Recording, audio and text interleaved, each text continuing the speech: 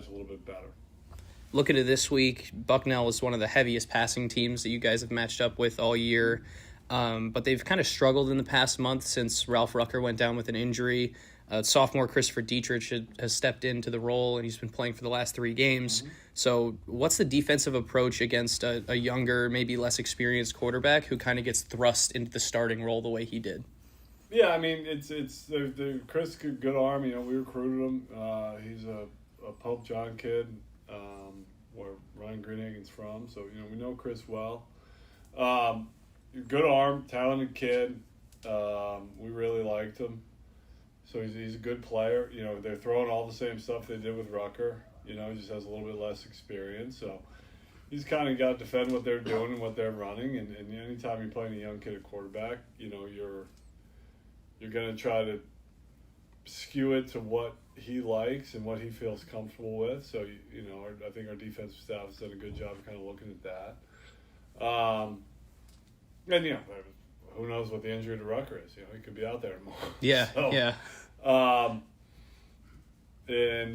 So, you know, you kind of develop it that way. But, you know, kind of quarterbacks in general, if you can make them uncomfortable in the pocket, that's a heck of a lot better than the alternative. So, God willing, we can generate some pass rush. We can get around them, make them feel the pocket squeeze, and cover close on the outside. How much more difficult has that injury status made prepping for this game? Because you kind of have to look at both quarterbacks because they, like, either of them might play. Yeah, I mean, you once again, like, you got to kind of defend what they do more so than who the trigger puller is. So they haven't changed that much from one to the other. So, you know, there's some consistency there in terms of the route combinations and protections they're going to use. So we're kind of focusing on that. Kind of stylistically, it seems like you guys have played a lot of dual threat quarterbacks recently, but these guys seem more to be kind of pocket passers, get the ball out of their hands. How does that kind of differ the way you approach this game versus those games where you have to worry more about a threat to run a quarterback?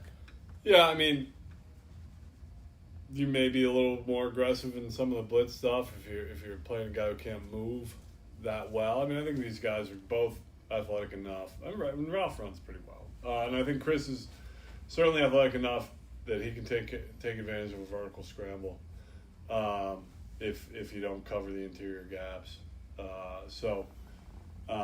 Plenty dangerous. You know, is there going to be a huge QB run component? You know, especially red zone, hot zone, or if we're in one high, you know, and we're a man short against the QB stuff. Probably not, or it's nothing that we can't overcome. But from a pass rush standpoint, you still have to make sure that you're not creating a lot of voids that you can take advantage of.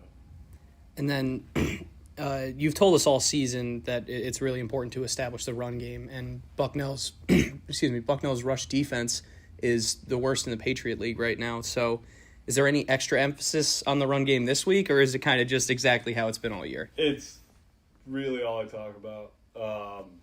So, yeah, I mean, statistically, you know, I have statistics right here, and I've been looking at them all week. So hopefully there's an opportunity for that, but, you know, it just comes down to executing. And, you know, I feel like we have a good plan, so we'll find out.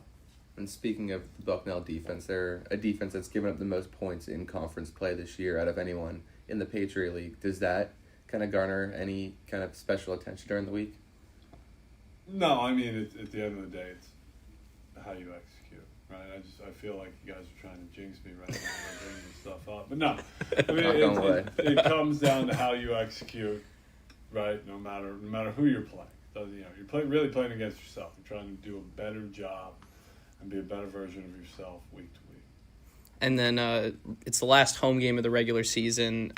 So what would it mean to you to bring the home fans one more win at Moglia Stadium before heading to the final 2 games of the season on the road? Yeah, it'd be great. I mean, obviously these seniors, they mean a lot to me. They mean a lot to the program. You know, their junior and senior years haven't gone as planned, but they've been incredible in terms of just being professional and leading and high character, and obviously James Conway and all those guys, Duke and Jalen Evans, you know, Trey Brad. all these guys that I've known since they were, kids. It'd be great to send them out the right way. All right, Coach, thank you. Good luck tomorrow. Fordham and Bucknell in the last home game of the regular season for the Fordham Rams. That is coming up next on WFUV Sports. We welcome you back inside of Jack Coffey Field at Moglia Stadium ahead of the Fordham Rams and the Bucknell Bison. But really quickly before the coin toss here, we're going to send it to the third member of our crew. Gabby Price has our first sideline report of the afternoon. Gabby? Thank you, Tucker. Well, it's Saturday afternoon. It's 60 degrees and sunny outside, and it is senior day. 27 seniors will be making their final appearance at Moglia Stadium today. A very exciting but very bittersweet day for these Rams. Along the fence in front of the field facing the stands, posters of all the seniors are hung up, a very nice recognition to their 4-year tenures at Fordham. And before the game, there was a senior ceremony. All the seniors lined up with their families, and in one case, a girlfriend. They got a nice shout-out, photo taken, and they all received a rose. It was a great way to start off this final home game. Thanks very much, Gabby. You'll hear from her as the broadcast continues. And they call tails for the toss on the field.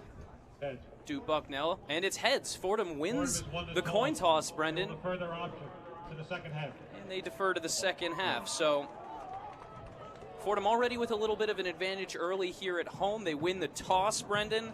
And also, I found this stat fairly interesting. Fordham defends home turf fairly well, especially in the last decade plus. Since 2012, the Fordham Rams are 49-19 at home here at Moglia Stadium. And that ranks 7th in the entire FCS. Yeah, Tucker, I don't know what exactly it is, but these Rams do defend their home turf well. They play statistically a lot better here at home than they do on the road, and it's a trait of a good team is that you're able to stage your ground and protect your own field. The captains out there for the Rams were Jaden Allen, James Conway, Alex Kemper, Duke Leonard, and Cloudy Robinson. 23 seniors today, Brendan, that the Fordham Ram faithful here on Rose Hill will say goodbye to. It's a bittersweet day, but as we mentioned on the front end of the coach's sound, a day that the Fordham Rams really want to end on a high note with a win at home.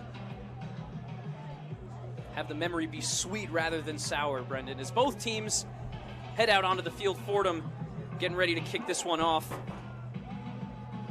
with Bennett Henderson, the sophomore kickoff specialist for the Rams.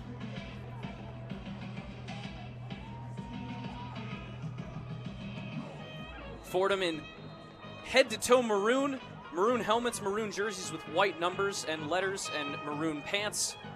Bucknell in full white with navy helmets and navy numbers. The kickoff is received in the end zone for a touchback. It's going to come out to the 25 to start the first drive of the day for the Bucknell Bison. A really impressive kick there by Bennett Henderson. We hadn't seen him kick, I don't think, any touchbacks at all this season, and he's improved so much, just a sophomore for the Fordham Rams team, but has been so good, so consistent last year and this year as well. And so the Bucknell offense will take the field first this afternoon, led by Ralph Rucker IV for most of this season, but for the last 3 games quarterbacking for the Bison, it's been Christopher Dietrich, the sophomore from Sparta, New Jersey, out of Pope John the 23rd High School. Dietrich, 2 receivers wide to the right, 1 to the left in the gun with a running back offset to the right. Play action, throws it to the right, to the sideline. Tackle comes quickly there.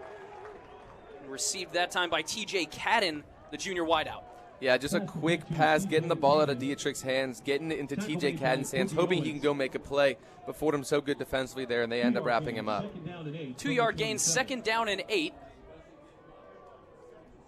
from the Bucknell 27-yard line. Just underway here at Moglia Stadium, no score. Dietrich running back offset to the left, 1 wide receiver to the left and 1 to the right. Play action, rolls to his left and finds a man at the 30 and trying to charge towards that first down marker. and he is just a yard short. This Bucknell team has been very iffy on the offensive line this season. A lot of sacks given up. We see him moving the pocket early for Dietrich, letting him use his feet. And a third down already here, 3rd down and 1 from the Bucknell 34. Fordham shifts to the defensive line. 2 receivers on the right, 1 on the left, running back offset to the right. Play action, throws to the right, similar play to the first one. He gets the first down and more to the 40 and shoved out of bounds by Drew Minnick. Yeah, great job there with the ball in his hands. A Fordham defender, a Fordham corner pushing on his block there on the side, but a good job evading that guy and picking up that first down. 1st and 10 from the 41. Shotgun again for Bucknell, 1st down and 10 from their own 41. 3 receivers on the left, 1 on the right, ball on the right hash. Motions the running back to the left, and there's a false start. That time by Bucknell. First mistake of the afternoon by either team. Yeah, Tucker, that one whistled immediately. Got to be false start. Offense, number 78. 5-yard penalty. First down. And so you heard there, Bucknell going to back it up. Clock stopped at 13:27 here in the first quarter. After the penalty, 1st down and 15 from the 36. Fordham at 1-8 on the season versus the 4-5 Bucknell Bison. Fordham still in search of their 2nd win of the season. Dietrich in the shotgun, running back offset to his right is Tariq Thomas. Now he moves him to his left. 3 receivers on the left, 1 on the right. Handoff up the middle to Thomas, gets by the line of scrimmage up to the 39, but he's wrapped up and brought down short of the original sticks. It's going to bring up 2nd down and 12. Interesting play call here. You're already behind the sticks, 1st and 15. They give it to Tariq Thomas, who's very good with the ball in his hands. He's able to pick up a few yards, but still 2nd and long here. 12:53 to go in the first quarter. 2nd down and 12 from the Bucknell 38. Dietrich in the shotgun, 2 receivers to the right, 1 to the left, running back offset to his right. Calls an audible, tapping his helmet. Bucknell moving left to right, ball on the left hash. Takes the snap, drops back to pass, looking right, now fires to the right, and it's dropped at the 50-yard line. He had an open man, but it hits the turf.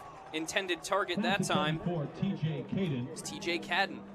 And Tucker, great job there by Dietrich.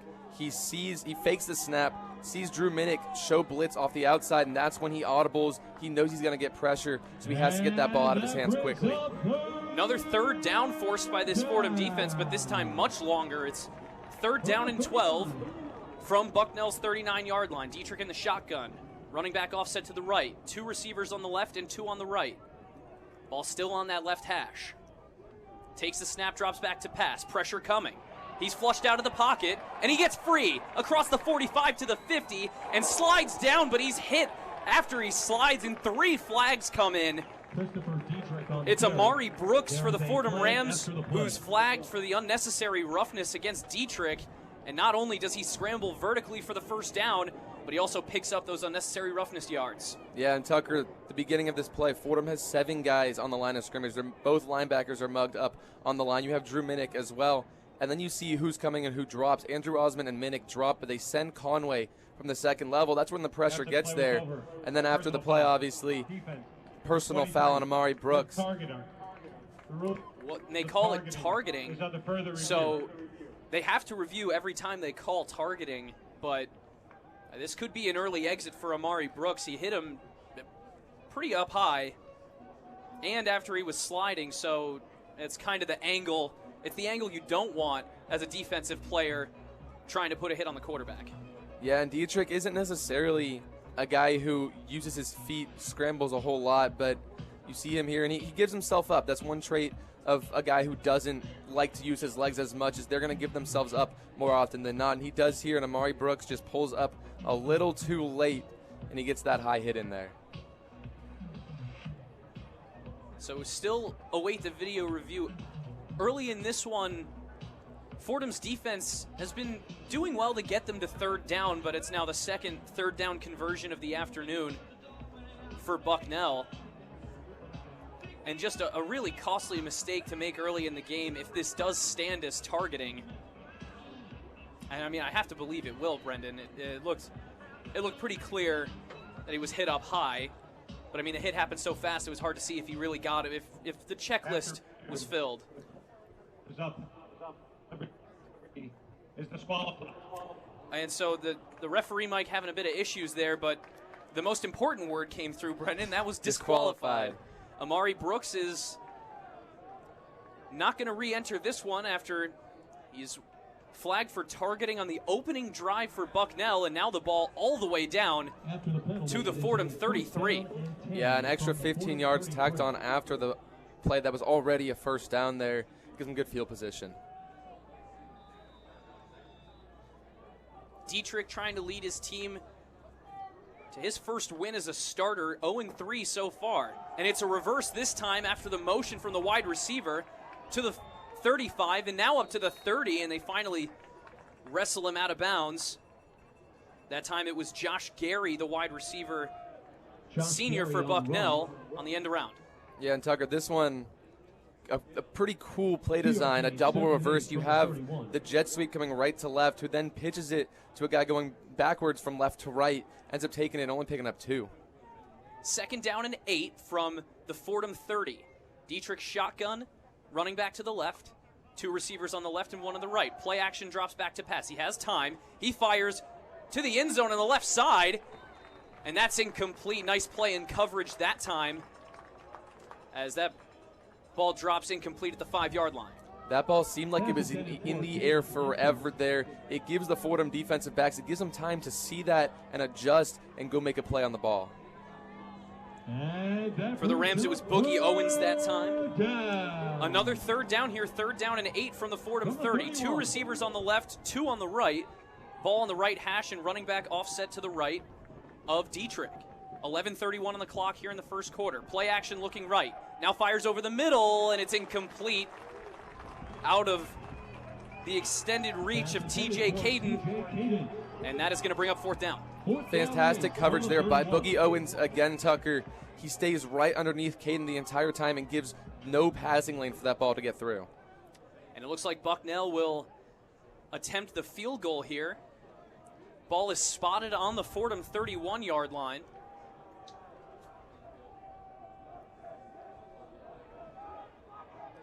And the place kicker for Bucknell, Juan Garanto. Garanto's kick is up, and it is good. The kick is good. Good on the field goal that time, and Bucknell takes the lead, 3-0 with 11:22 to go in the first quarter. Yeah, 48-yarder there, Tucker. And it looked like it had some more room as well. Probably could have been good from about 54, 55 yards. Quite the leg from that kick. And it was the captain, one of the captains of this Bucknell Bison's team, Matt Shearer, the senior, who's the place kicker, knocked that one through for 3 points. And so with that, we'll take our first break of the afternoon. It's 3-0 Bucknell with 11:22 to go in the first quarter. And you're listening to Fordham Football on 90.7 FM, WFUV Sports.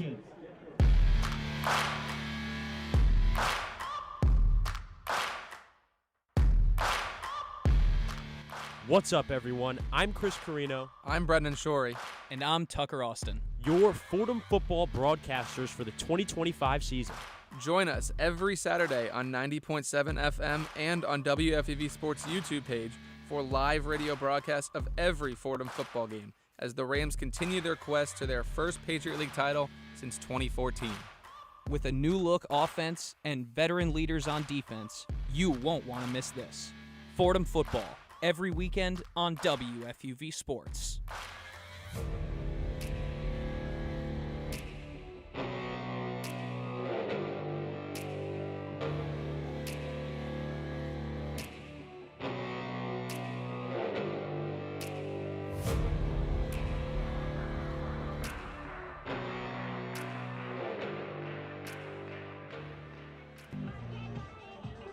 And welcome back inside Moglia Stadium, where the Bucknell Bison just took the lead against the Fordham Rams here in the first quarter. 11:22 to go. Tucker Austin and Brendan Shorey with you. Third member of our crew is Gabby Price.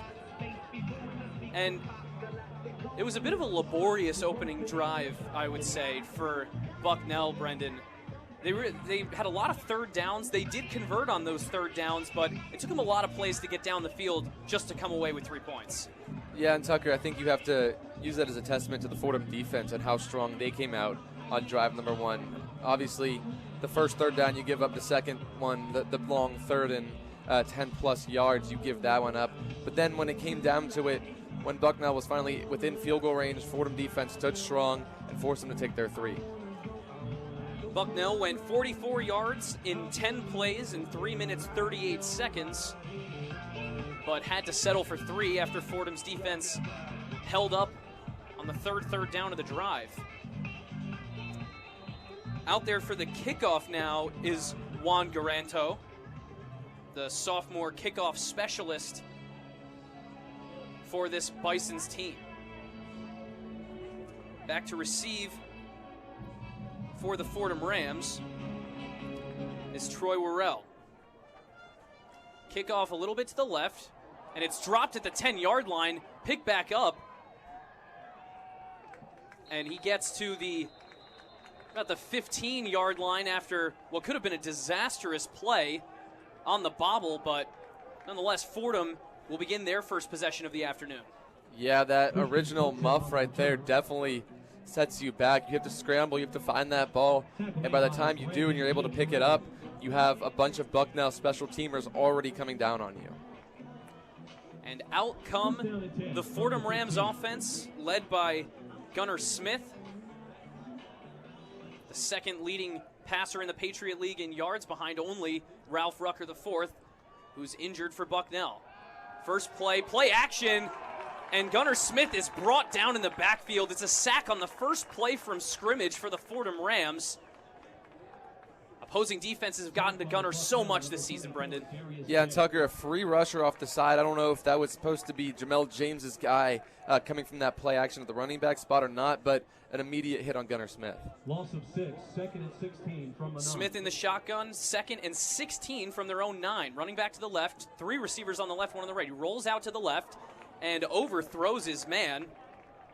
That time he was looking for Jaden Allen, the senior tight end, but he can't connect, and now that brings up 3rd and very long.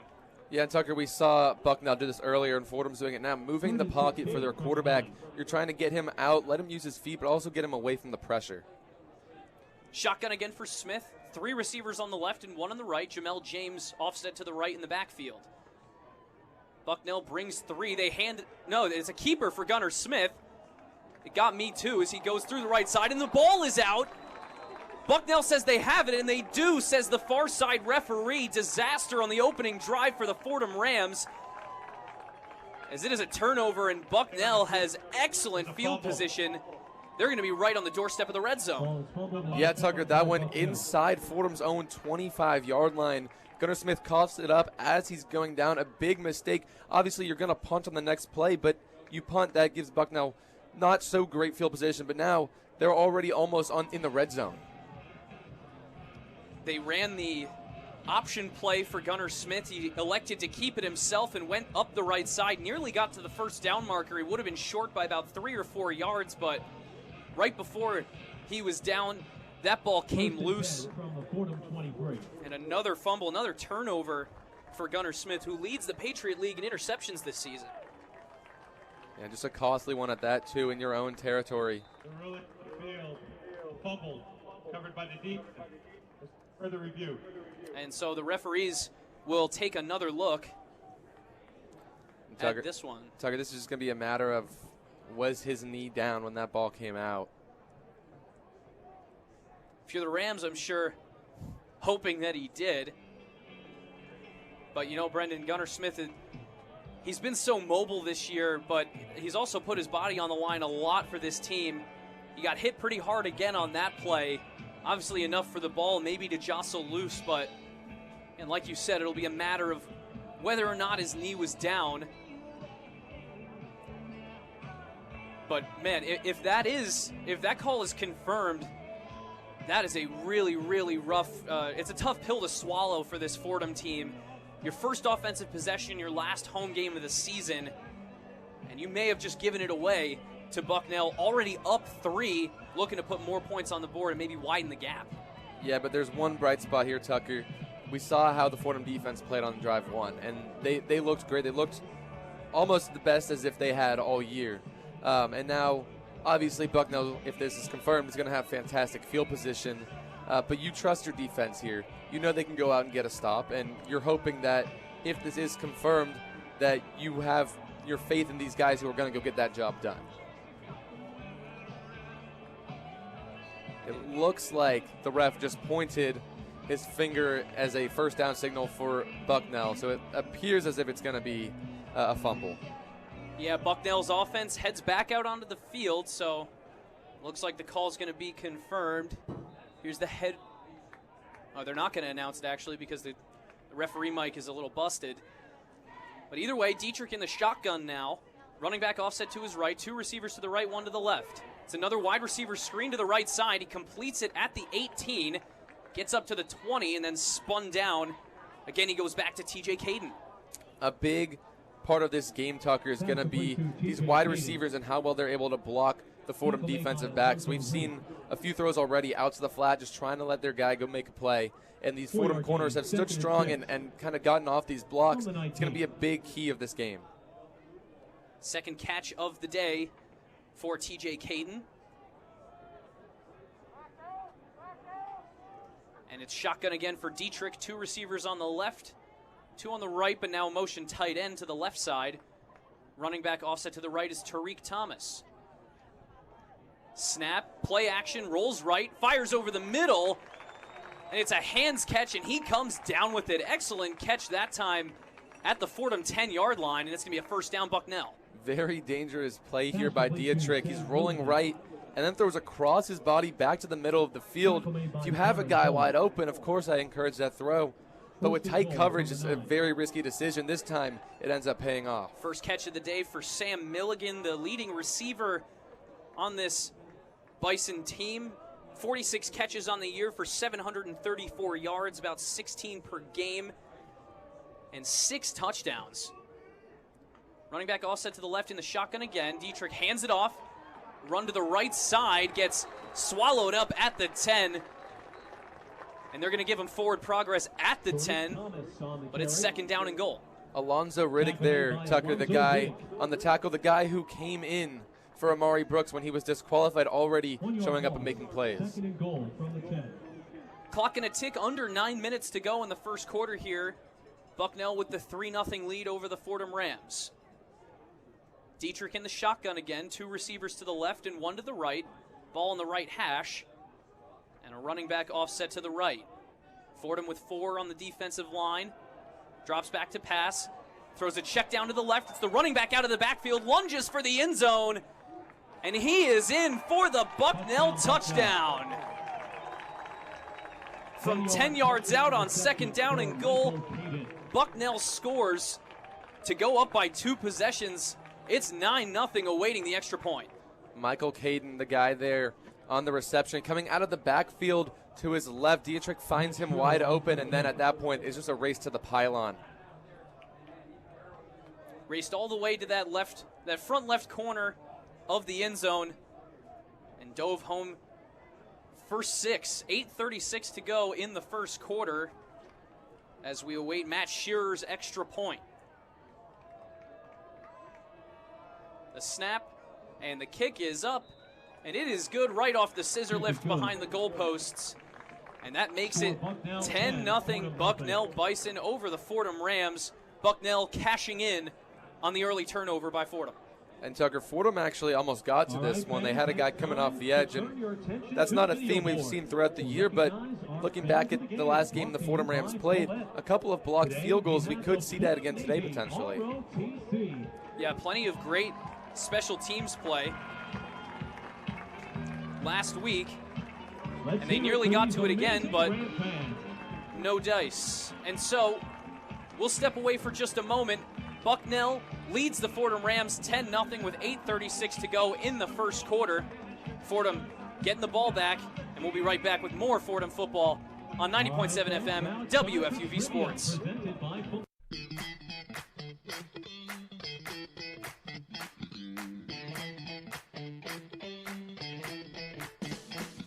Hi, this is Ben Oppenheimer reminding you to tune in to New York's longest-running sports call-in show, One on One. Catch One on One live on the WFUV Sports YouTube channel every Saturday from 11 a.m. to 2 p.m. and then later on 90.7 FM from 11 p.m. to 2 a.m.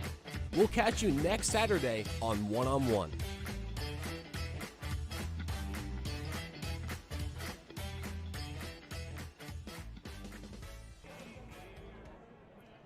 And welcome back to Jack Coffey Field at Moglia Stadium, where the Fordham Rams find themselves in an early hole here, Brendan, down 10-0 to Bucknell with 8:36 to go in this first quarter after an opening drive field goal, then a fumble by Gunnar Smith on third down, which then led to the touchdown for Michael Caton.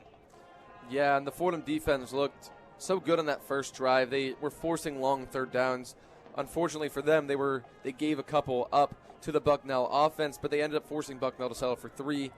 And then the second drive, you mentioned the Gunnar Smith fumble. It put this defense in a very unlucky position where they had to go and try and get a stop, but you're already backed up to basically your own end zone. A tough position for them. We'll see the Fordham offense come out in just a second after this kickoff and see if they can get something going. It seemed like, Tucker, that run, at least on that third down before Gunnar Smith ends up fumbling the ball, maybe they found something where they can kind of get this run game going today. Fordham didn't really run the ball too much on that opening drive. It was outside of the design run for Gunnar Smith. So it was kind of surprising to see them not go to Jamel James Moore or maybe the senior Ricky Parks. But nonetheless, Fordham about to get the ball for the second time today. Back to receive the kickoff, Troy Worrell, and kicking this one away for Bucknell, it's Juan Garanto. Garanto's kick is low and gets all the way to the 2-yard line, where it's received by Fordham across the 15 and trying to battle forward for that 20-yard line, but he does not get there.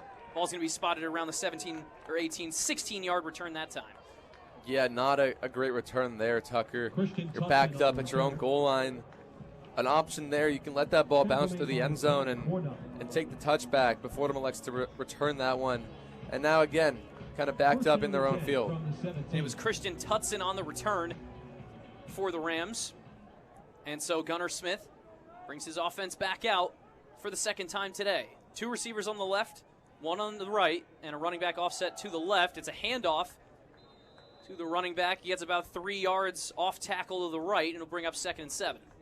Yeah, Tucker, I expect to see a lot of this today. Just getting the ball on the ground early on first down. Set yourself up for second and manageable, 3rd and short. As you heard there, it was Jamel James, who's still in the backfield for the Rams. 2 receivers on the left and 1 on the right. Shotgun for Gunnar Smith and Jamel James to his left. Fakes the handoff looking left. Now throws to the left, and he has a man at the 30 and trying to cut up to the 35. Brought down at the 34. Noden Tracy with the catch for the first down. Play action there, and a fantastic job by Jamel James in the backfield, picking up the blitzing linebacker. He picks up that block and gives Gunnar Smith time to get the throw off. 14-yard connection sets up 1st and 10 from the 39-yard line of the Rams. Gunnar Smith in the shotgun, running back to his left. He hands it off to Jamel James going up the middle, and he gets to the 35, but no more. 1-yard gain on first down. Yeah, these Bucknell linebackers were all over that one, Tucker, flying upfield immediately as soon as they saw that handoff, and they're able to limit Jamel James to only a single yard on that one. Jack Goheen involved on the tackle as well. Gain of 1, 2nd and 9 from the 35. The right outside linebacker. Gunnar Smith shotgun again, running back offset to the right, tight end in motion from right to left with 2 receivers on the right and 1 on the left. Play action and rolling to his right is Gunnar Smith in the middle of the field, now on the right side of the right hash, and he just throws it away downfield with a man in the area near the 40. That one well covered by the Bucknell defense. At the very end of that play, we saw Noden Tracy, he's over there on that right side, kind of make a move, scramble drill kind of thing, turn up field, try and get open for your quarterback. Gunnar Smith may have had him, but again, very late on that play. 3 receivers on the right this time with 1 on the left, ball on the left hash at the 35. Gunnar Smith drops back to pass. He's pressured in the pocket, and now he's flushed out. He's going to try to escape, but he's brought down. A hard hit that time from Bradley Powell, bringing the Pow for Bucknell against Gunnar Smith, and that's going to bring up 4th down and 9. You said it perfectly, Tucker. Kapow from Bradley Powell. He lands the big hit on Gunnar Smith, limits him. If Powell doesn't make that tackle, Gunnar Smith has a lot of yardage to get. He'll probably pick up that 1st down, but Powell does a great job at bringing him down. I can't quite see the number on Fordham's punter, but if it's the same route as last week, it's Dominic Sansone, WFUV zone out there to boot this one away for the Rams. He gets the snap. His punt is very high and very long. It's going to be received inside the 10 over the shoulder, but he's got some green room to run. Up to the 20 and now to the 25. Excellent return that time. And Bucknell effectively picks up a touchback there on the 40-yard net punt for the Fordham Rams. A booming punt there, Tucker, from Dominic Sansone, a guy who stepped in when Fordham's starting punter Will Haslett has kind of been dealing with some injuries in his legs. Dom steps up, and he's done a fantastic job in Haslett's absence. And Michael Thorne just hopped off the field effectively on 1 foot for the Fordham Rams. I have to hope that he's okay after that special teams play. But with that, we'll step away for just a moment. Bucknell will start a new drive on their own 25-yard line, leading 10-0 with 6:02 to go in the first. You're listening to Fordham Football on 90.7 FM, WFUV Sports.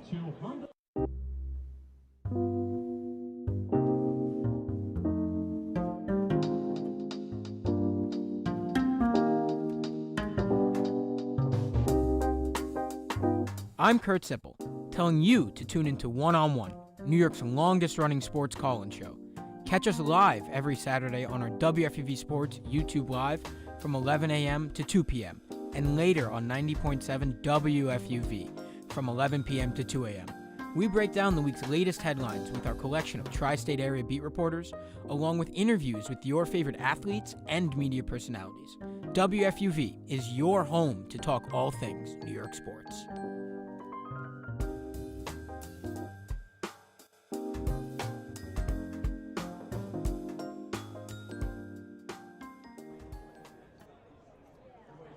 And welcome back to Moglia Stadium here on the campus of Fordham University in the Bronx, New York. Tucker Austin and Brendan Shorey with you. The third member of our broadcast crew is Gabby Price. With 6:02 to go in the first quarter, Bucknell holds a 10-0 lead and now has the football, getting ready to start another drive from the 25. And Brendan, we've seen the Fordham offense on the field twice now.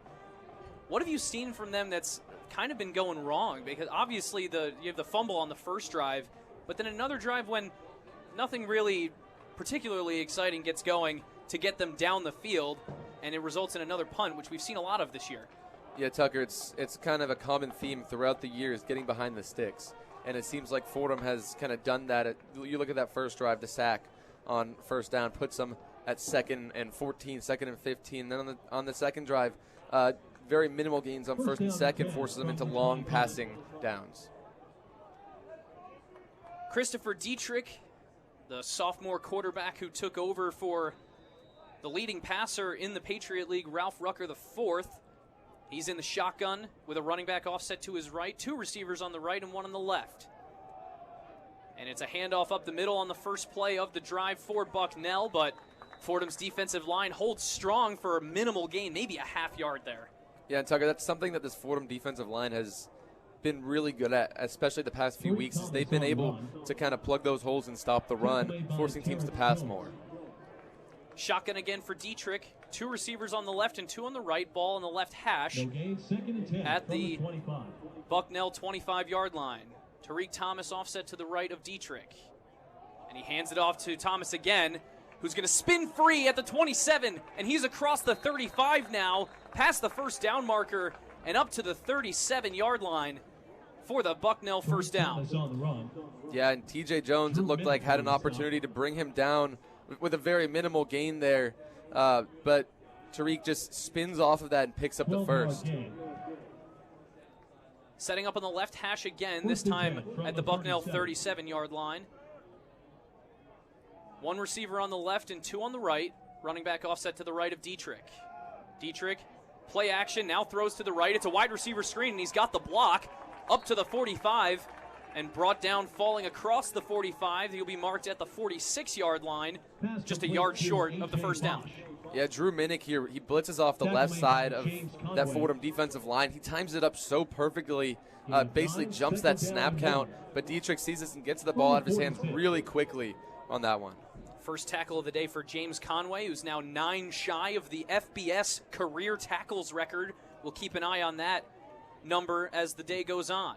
Shotgun snap again for Dietrich. It's another handoff up the middle once again, and Bucknell are going to be across the 50-yard line down at the 48. And a Bison first down. Yeah, Michael Caden on the run there. Just rotating with Tariq Thomas here today, and Caden gets his first handoff of the game, takes it for the about 8-yard gain on the first down. Yeah, Caden has almost 300 fewer rushing yards than Tariq Thomas, but he's got one more touchdown with 4 rushing touchdowns on the year. Shotgun again for Dietrich here. 3:45 to go in the first quarter. 10-0 lead for Bucknell. One receiver on the left and one on the right with a man in motion from right to left. It's a handoff up the middle again to Caden. And he is brought down after a short gain. Ball gets to the 47-yard line. And Tucker, a common theme we've seen so far with these runs from Bucknell is they like bringing a guy in motion, whether it's right to left or left to right, a receiver, and using him as either a lead blocker to crack down on that edge, or if it is a play action or run pass option, kind of be the guy in the flat. Ball in the middle of the field at the Fordham 47. One receiver on the left and 2 on the right. Dietrich in the shotgun. Running back offset to his left. Fordham showing pressure, and it comes. Drops back to pass and fires to the right. He's complete at the 42-yard line. He finds the senior wideout Josh Gary for a medium gain, bringing up 3rd and manageable. At that time, it was Andrew Osmond who showed the pressure, and he almost got that snap count perfect. He was just a second early, had to stop himself before the line of scrimmage, lost all his momentum. Dietrich saw this, was able to get that ball out and play at any time. Another 3rd down here forced by this Fordham Rams defense. But Bucknell has done a solid job converting on 3rd down today. Shotgun again for Dietrich. 2 receivers on the left, 1 on the right, running back to his left. Hands it off up the middle for Caden, who barrels through the line of scrimmage and gets plenty of yards for the first down. Well, about 3 more than he needed to the Fordham 35. Yeah, great job by the Bucknell offensive line on this one, Tucker. Open up a massive hole that I think anyone could have ran through for the first down. And basically untouched through the line of scrimmage that time. First down and 10 from the Fordham 35. Bucknell moving right along. 1 receiver on the right and 2 on the left. Ball on the right hash.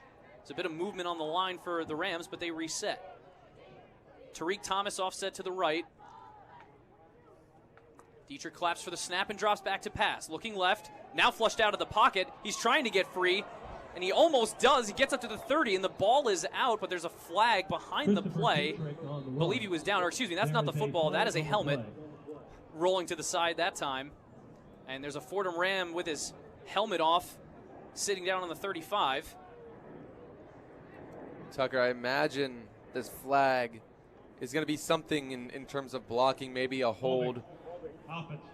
It looked like it was thrown in the area of Tariq Thomas, who was on the ground with the guy he was blocking. It's typically a sign of holding, and this time they get him for it. And for the Rams, that is Peter Shalhoub, who is coming off after he lost his bucket on the last play. The senior D lineman out of Cleveland, Ohio, who's been such an integral part of this Fordham defense really for all the time that he's been here. The Rams are going to be hopeful that he can return to this game, as they've already lost Mari Brooks in this one to a targeting call. And they've already lost so many players throughout the course of this season on defense. So it's been a patchwork of younger guys, especially in that secondary. First down and 20 from the 45. Well, Shalhoub missed some time earlier this season as well, was one of those guys who's kind of been in and out. He looks okay over there on the sideline right now, though. First down and 20 from the Fordham 45-yard line, 1 minute 19 and ticking in the first quarter.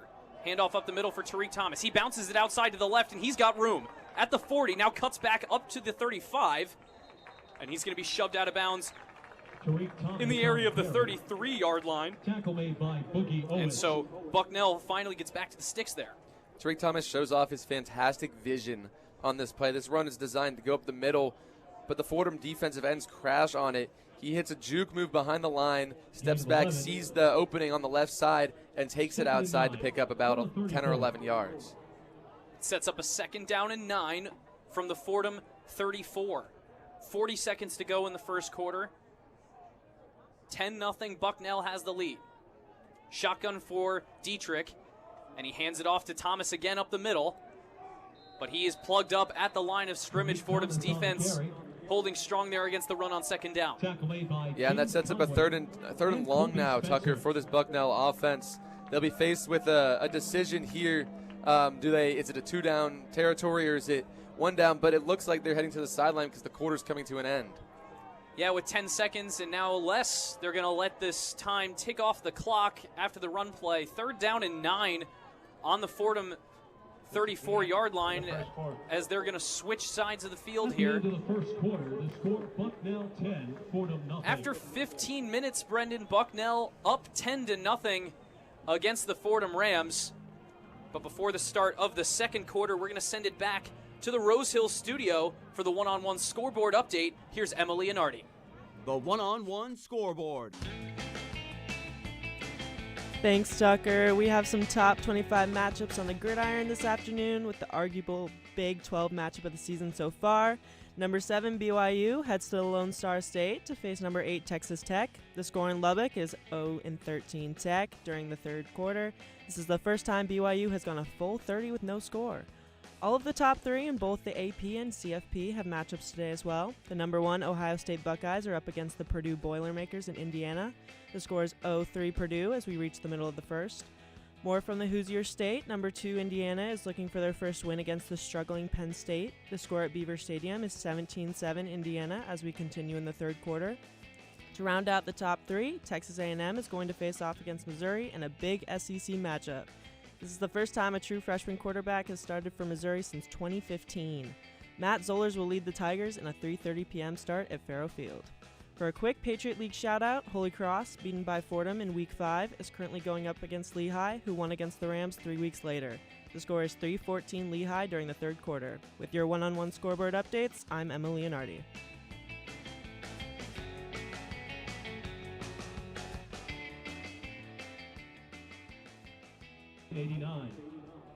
Here today, and welcome back to Jack Coffey Field at Moglia Stadium, where Fordham's conducting an on-field presentation right now before the start of the second quarter. Brendan, a lot of good things for the Fordham Rams out of the defense, but a lot of really rough play out of the offense so far for the Fordham Rams. It's kind of the story of the second half of the season so far where, in the first few weeks of the season, the offense was firing a bit more than the defense was, and that's kind of just completely 180 now here in Week 11. Yeah, it has, and Fordham with only a singular first down in that first quarter on their couple of drives. You mentioned that kind of the beginning of the season. It started with that game at Boston College where it seems like the offense was kind of what was the bright spot of this team. You have a new quarterback in Gunnar Smith coming in and kind of livening up the Fordham offense from the past couple of years. But the defense struggled early, and you mentioned the flip. Especially over these last few weeks, this defense has looked very strong, especially against the run. Against the run, indeed, Fordham has not really been able to get that run game going. Gunnar Smith, the leading rusher for the Rams after the first quarter with just 14 yards. Jamel James, the only running back who has gotten an attempt, 2 carries for 6 yards. Meanwhile, Bucknell has been running a pretty usual offense, actually running the ball a bit more than I was expecting coming into this game. When you look at Bucknell's stats throughout the season so far and the kind of production that Ralph Rucker was putting up before he was injured, this really seemed like an air raid team coming in. Yeah, and that's how they were last year as well, Tucker. In 2024, their offense set program records in completions, passing yards per game, total yards, passing touchdowns. They were doing everything through the air, and that's kind of what the expectation was coming into today as well. And to begin the quarter, it is third 3rd down and 9 to start the second quarter here. Dietrich in the shotgun, trips right, wide receiver on the left and a running back offset to the left. Pass over the middle is tipped, but there's a flag. It could be a hold, and it is going to be called against Bucknell, but Joe Conlon will, he may not decline this, as, you know, they hit from close to 50 earlier in this game. Offense, number 70. 10-yard penalty. And it looks like Coach will accept it, trying to push him out of field goal range here, Tucker. That's a smart move from Fordham head coach Joe Conlon. It's going to be another 3rd down after the forced incompletion on the batted pass, but a much less manageable 3rd down here. Backed up to the Fordham 44-yard line. It's 3rd and 19. Dietrich sets up in the shotgun again. He's standing on the 50-yard line with a running back to his left. 2 receivers on both sides, ball on the left hash. Dietrich takes the snap and looks to pass and only pass.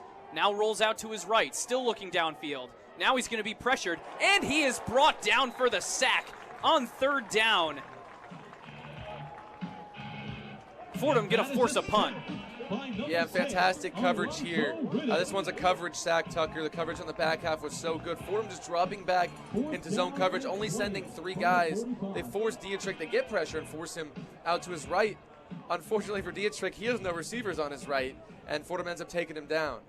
And it was the replacement for Amari Brooks, freshman D-back Alonzo Riddick out of Hempstead, New York, on the sack that time. So 2 solid defensive plays for Fordham to start this second quarter, and Bucknell punts it away. The boot from Matt Shearer, who does the place kicking and the punting duties for this Bucknell team, goes down to the 10-yard line where it's fair caught, and Fordham will start their drive actually from closer to the 9. Yeah, fantastic punt there. Shearer got a lot of air under that punt. You can see the spin on that ball as well. It had a backwards spin, so if it did bounce, it was going to bounce backwards for a Fordham type of bounce, but just avoiding the end zone. And he pins Fordham back inside their own 10. Yeah, we saw a lot of high arcing punts last week in Fordham's game against Richmond. It allowed the coverage team to get downfield pretty consistently almost every single time. It was either fair caught or the returner was tackled immediately. We'll step away for a moment. 14:05 to go in the second quarter. It's 10-0 Bucknell. Fordham starting a new drive from their own 9. You're listening to Fordham Football on 90.7 FM WFUV Sports.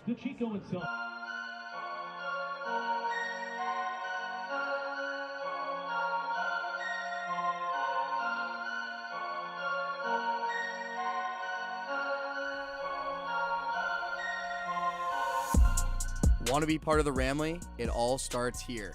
I'm Nathan Rogers. And I'm Kate Cox, and we are 2 of your hosts for On the Hill, WFUV's exclusive podcast for all things Fordham athletics. From the field of Moglia Stadium to the hardwood of the historic Rose Hill Gym, we've got you covered with the ins and outs of Fordham sports.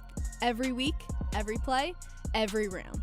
Tune in weekly wherever you get your podcasts. This is On the Hill.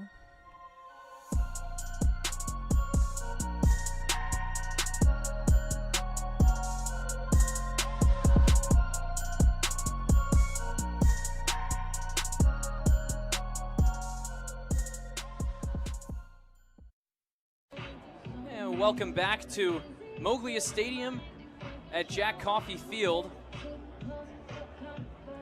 Fordham's offense is back out there on the field.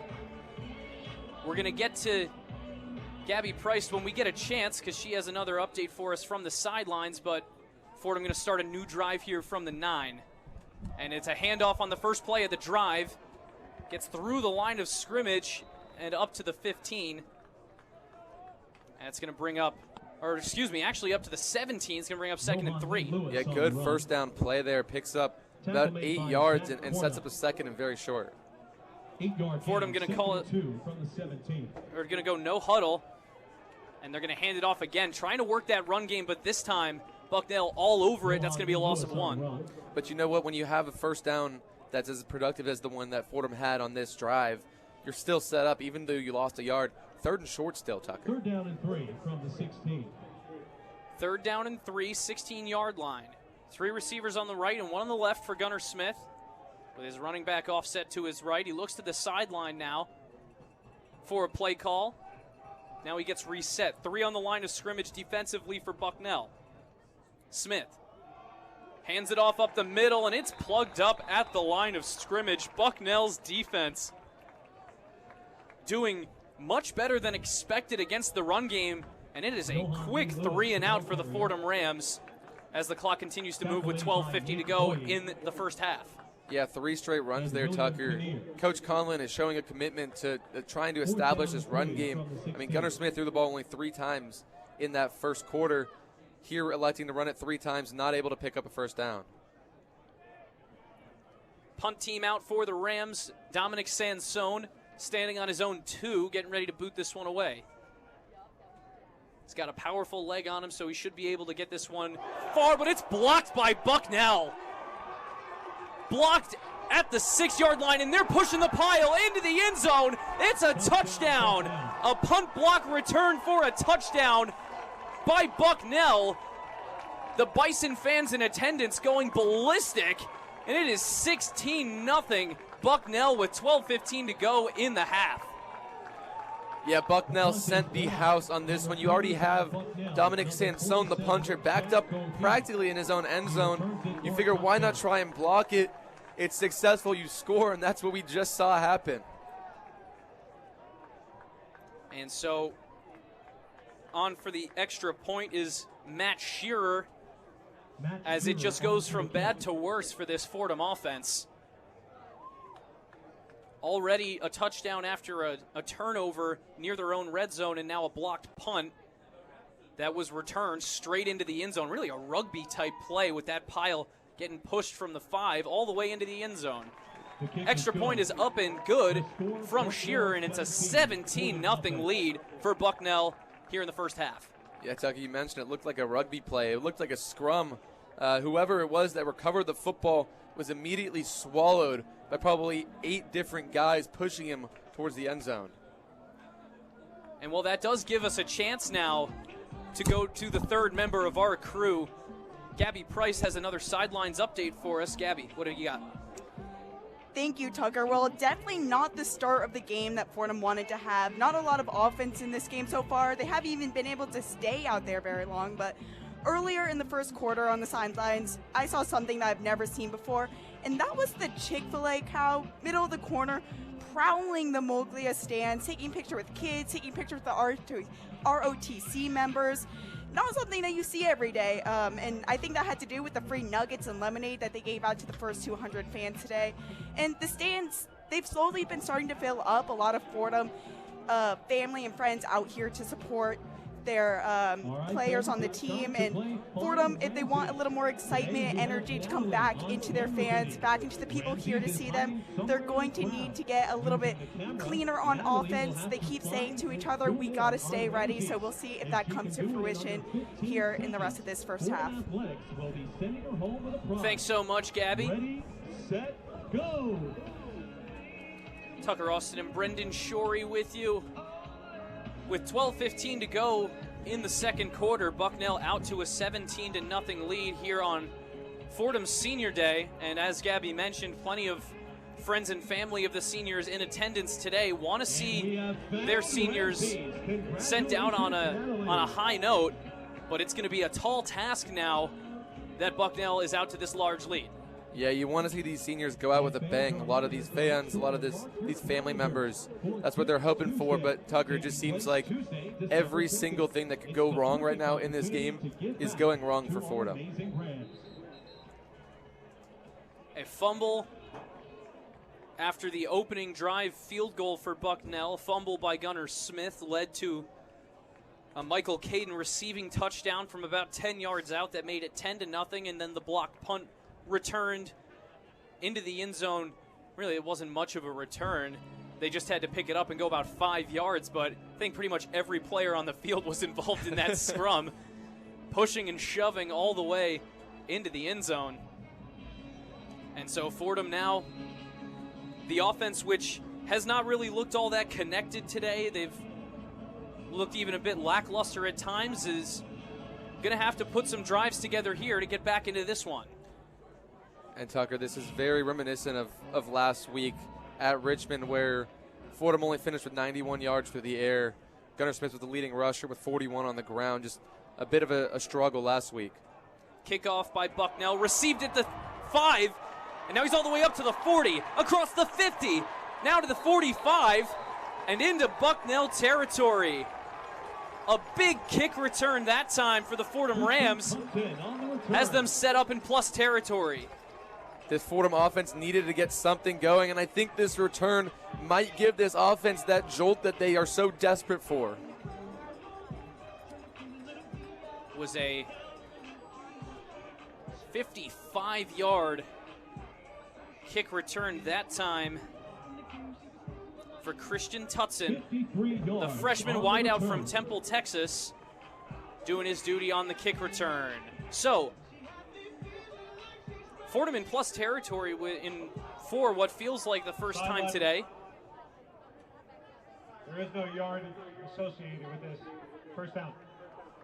I'm not really sure what the referee called there. His microphone cut out, assumedly when he said whatever was just called, but then all we got was there's no yardage associated with this, so I'm not really sure what he was really even talking about. Either way, Fordham not penalized in any way that time, so they have it on the Bucknell 43. On the right hash, Gunnar Smith in the shotgun, running back to his left. 2 receivers on the left and 1 on the right. Drops back to pass. Pressure is picked up by the blockers, and he's going to try to escape. Gets past the line of scrimmage, but only gets about 2 yards before he's dragged down. It'll be 2nd and 8. Something we've seen so good from Gunnar Smith this year is his pocket awareness, and we see it again here on this play. He feels the pressure coming from his right side, steps up into the pocket, finds a hole, and ends up escaping. 2nd and 8 from the Bucknell 42. Smith in the shotgun, 2 receivers stacked on the right, 1 on the left. It's a quick throw to the left. Receiver tries to spin outside and nearly gets free, but he's wrapped up and brought down. It was noted Tracy. Fordham loves to do that, where you see off coverage from the cornerbacks that they're sitting about 7 yards away. You just run your receiver on a 5-yard hitch, get him the ball quickly, pick up that short yardage, and make it easier for the next play.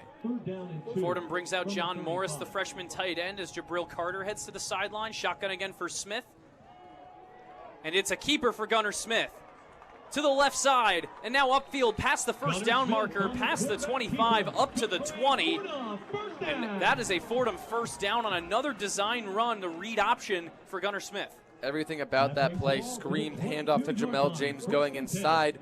You have John Morris cracking down on the left end, opening up a hole up in the middle, and then Gunnar Smith pulls it, takes it himself around the edge, and picks up the first. First down and 10 Rams from the Bucknell 22, looking for their first points of the afternoon. 10.5 minutes to go in the second quarter. Smith in the shotgun, 2 receivers to his left and 1 way out to his right. Ball on the left hash. Fakes the handoff and drops back to pass. He's pressured and flushed out of the pocket.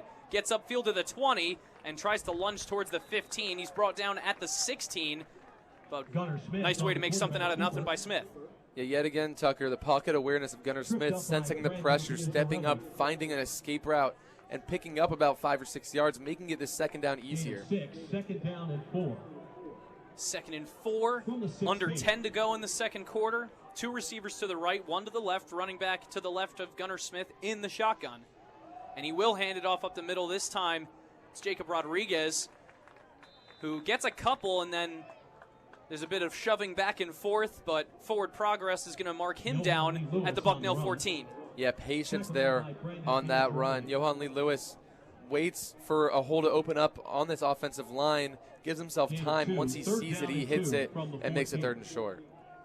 You're right, it was Johan Lee Lewis that time for the Rams, the 3rd member, really the 4th member of this backfield.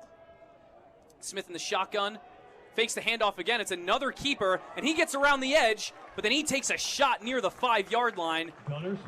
He's brought down, marked at the 4. It's going to be a first down and goal for the Fordham Rams. A great move there by Gunnar Smith on that one. He's out on the edge. He's got one guy ahead of him he has to beat.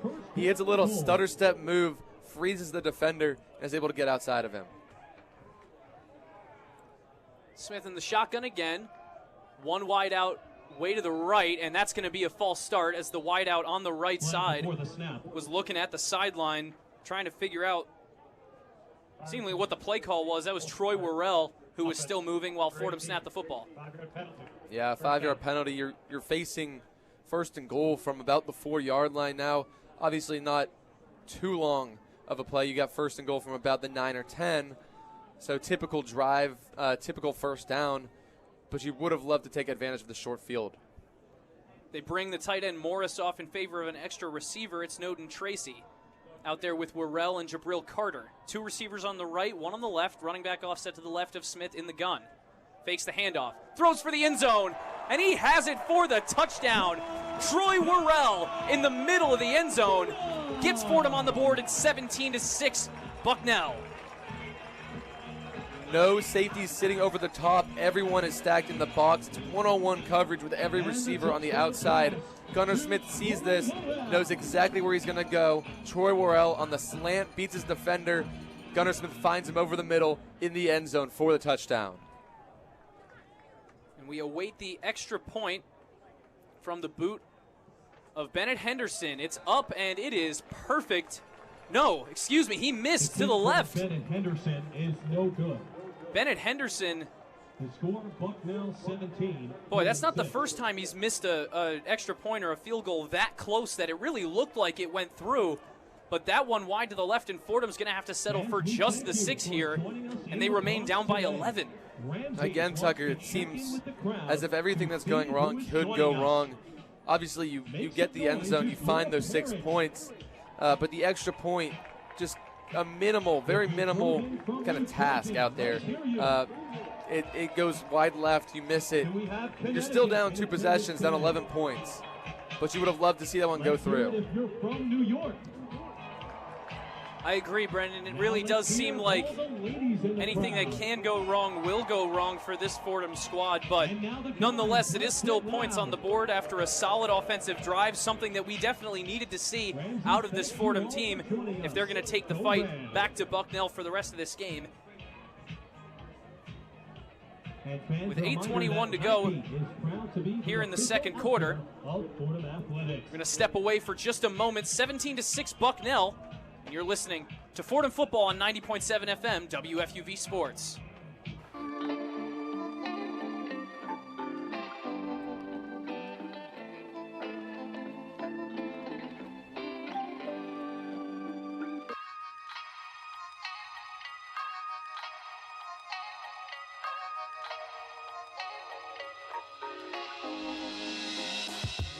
Hi everyone, I'm Grace McCarran and I'm one of your 2025-26 New York Islanders beat reporters for WFUV Sports.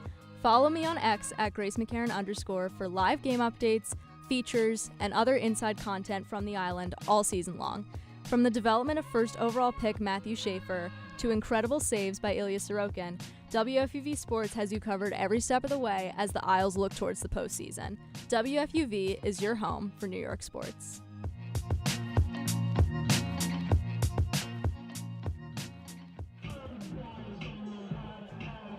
Welcome back to Jack Coffey Field at Moglia Stadium, where the Fordham Rams just got themselves onto the board but could not get the extra point from the boot of Bennett Henderson. Tucker Austin and Brendan Shorey with you as the Bucknell Bison lead the Fordham Rams 17-6 in this late season Patriot League matchup between the 1-8 Fordham Rams and the 4-5 Bucknell Bison. Bennett Henderson ready to kick this one off for the Rams. It's a high kick near the 10, and it's received at the 8. Returned from there. Cutting past the 20, now to the 25, trying to get around the edge, but he's brought down before he can get to the 30. Still a solid return there for Bucknell to start their new drive. Yeah, that kick seemed different than a lot of Bennett Henderson's kickoffs. That one more kind of getting air time, putting that one up in the air, letting his coverage team go down and try and make a play, whereas we saw him on the very first kickoff of the game, a touchback through the end zone. This one only to the 10-yard line.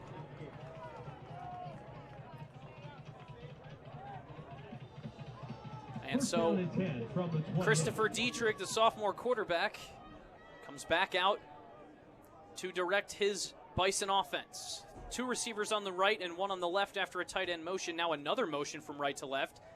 And it's going to be a handoff up the middle, but Tariq Thomas tries to bounce it to the outside, but Fordham's linebackers having absolutely none of it. Andrew Osman in there among the tacklers to bring up 2nd down and 9.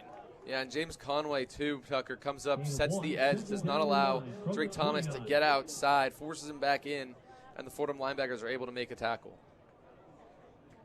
Shotgun again for Dietrich. 1 receiver to the left and 2 to the right.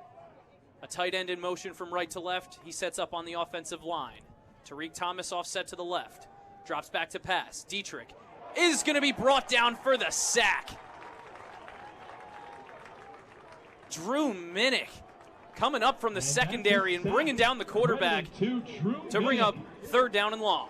Tariq Thomas is tasked with blocking Drew Minnick on this play, but Minnick just gets off that block so quickly, and Dietrich sees this. He goes down, he gives himself up so he doesn't take a big hit from Minnick. And that brings up 7 minutes, 10 seconds to go in the second quarter.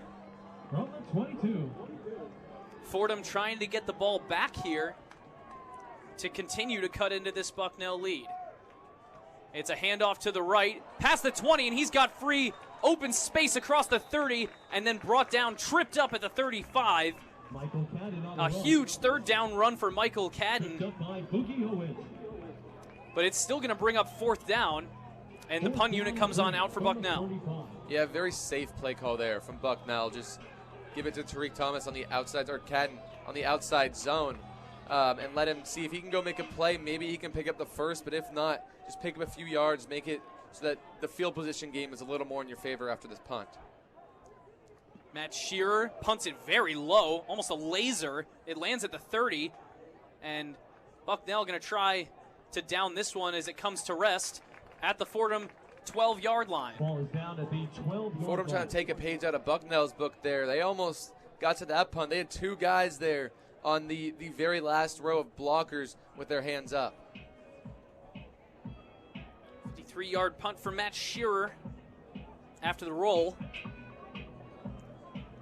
And so Fordham's offense, after scoring on the last possession and moving the ball fairly efficiently, now down by 11. They'll remember they won the toss and deferred to the second half, so getting down to the end of the half here with 6 minutes, 12 seconds to go, Fordham is in double dip territory. 1 receiver on the left and 2 on the right. Play action on the first play. Gunnar Smith steps up, stumbles a bit, and then finally has to lunge forward after initially losing his footing, regaining it, and then trying to protect himself. He gets up to the 19 to bring up 2nd down and 3. We've seen a lot of this from Gunnar Smith today, as these play actions where he doesn't see anything downfield very quickly and decides to take off himself. Tempo for the Rams, 2 receivers to the right and 1 to the left. Jamel James in the backfield to the left. Smith fires quickly to the left, and Noden Tracy just broke his D-back's ankles on that cut to get the first down and a little bit more. Across the 25, up to the 27, Fordham first down. Yeah, Noden Tracy with a fantastic juke move after the catch is able to pick up a few extra yards after that first down. First down and 10 from their own 27-yard line. Gunnar Smith in the shotgun, running back to his right. Slow play action. Fires over the middle, but it's incomplete. He was looking for Tracy again. And it wasn't that dangerous of a ball. There really weren't many defenders in the area on the crossing route. There is a flag, though, and it's holding against the Fordham Rams. And Tucker, those plays, that play design, that call to go to Noden Tracy, that's typically Jack Freeberg and his role in this offense. He is the guy that kind of runs those in-breaking routes, the guy that Gunnar Smith will trust with throwing that ball to, but he's out today with an injury to his wrist. Yeah, Noden Tracy is really a second favorite target this year, so unsurprising that they're giving him Freeberg's routes. Freeberg injured his wrist catching a touchdown last week against Richmond. It's a handoff to the left side for Johan Lee Lewis. And he's shoved out of bounds at the 22. So can't quite get back to the sticks. They're still 5 yards behind the original line of scrimmage before the penalty. Less than 5 minutes to go now here in the second quarter. Yeah, that play, imagine, just to get the clock running. 2nd down and 15. Fordham in the shotgun. Gunnar Smith takes the snap. Play action, looking to his right. He's going to take a shot deep down the field. And Carter has it. Jabril Carter makes the catch at the 35. And Fordham flips the field. Amazing job here by Jabril Carter. He sees the ball is a little bit underthrown by Gunner. He gets to that read late, but Jabril sees this and makes an adjustment, comes back through the coverage by the DB and makes the big catch. 38-yard connection from Gunner Smith to Jabril Carter down the right sideline, and Fordham is in 2+ territory. Smith in the shotgun, 2 receivers to the left and 1 to the right. It's a handoff to Johan Lee Lewis up the middle, and he gets up to the 30. Good middle gain there on first down. Yeah, back-to-back plays. You have the defense a little tired from that deep shot, so you want to make this defensive line work for this next play. You get your offensive line, you get your guys going north, and just let Johan Lee Lewis follow them. Lewis still in the game for the Rams. Interestingly enough, we haven't seen much of Ricky Parks today. 2 receivers to the left and 1 to the right, ball on the right hash. Smith from the shotgun drops back. Now fires to the end zone, to the right corner, and it's just a little bit overthrown over the head of his receiver and out of the back of the end zone, but it was blanket coverage as well in the back right corner. It's Gunner Smith looking to try and put up another 6. Yeah, Gunner Smith just missed Austin Kivler on this one. Just a little overthrown. He had maybe a step or 2 on his DB, but with such a short field here, there's not a whole lot of room for Gunner Smith to put that ball. 3rd down and 5. 3 receivers to the left and 1 to the right. Running back to his left. Smith takes the snap, fires to the left hash, and they have the first down and a little bit more. Jaden Allen on the reception. And it's a first down for the Rams. Jaden Allen is like a safety blanket for this Rams offense. He's so reliable with his hands, and they use him a lot to block, but he has such great hands. He can run routes too. 2 receivers wide to the right, 1 to the left. And it's a handoff up the middle for Jamel James, who picks up about 2 on first down that time. Clock ticking under 3 minutes to go in the half. Yeah, not a big gain here. Sets him up for a 2nd and 8. But you want to see this clock running. You don't want to give Bucknell too much time with the ball, so you can't just throw it down the field every single time. Clock now at 2:45 as Fordham sets up to run their next play. Both teams with all 3 timeouts. 2 receivers to the right, 1 to the left, ball on the left hash at the Bucknell 17. 2nd down and 8. Back to pass goes Smith. He rolls out to his right. He tucks the football. There's a flag behind him, and he scampers out of bounds, but it looks like that might be a holding against the Fordham Rams. Yeah, that one thrown right by that offensive line. I would imagine, like you, Tucker, that might be a hold on Fordham. Personal foul. Hands to the face. Hands to the face on the defense. Interesting. We're wrong. We were wrong. You're not wrong about your penalties very often, Brendan, but that time Fordham is very gracious to have that call go against the Bison. They're now set up with a 1st and goal from the Bucknell 5. Fordham going to take their time to set up here. Clock is stopped, though, at 2:25 after the penalty. Now the clock gets moving again. Smith in the shotgun, running back to his right. Tight end John Morris set up like a fullback, and he plays the fullback position, blocking for Jamel James up the middle, who only gets about 3, but gets them that much closer to the goal line. Yeah, you mentioned John Morris's name. He does a great job coming from right to left, cracking down on that left defensive end and opening up a gap for Jamel James. This is the 2-minute. And that is the 2-minute timeout. So Fordham, with back-to-back excellent drives. The first one ended in a touchdown, no extra point. This one looks like it may end in a touchdown as they have just 2 yards to go to get to the goal line. I wonder if we'll see a 2-point conversion come out if they do get into the end zone. But of course, the execution has to be there first.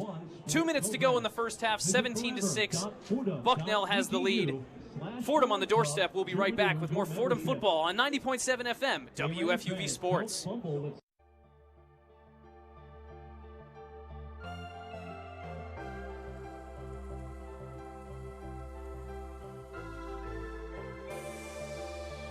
Hi, this is Mike Breen, WFUV class of 1983. WFUV is the flagship station of Fordham Athletics with live coverage of Fordham football, Fordham men's and women's basketball, in addition to Saturday one-on-one. Stay right here on 90.7 FM for all things WFUV Sports.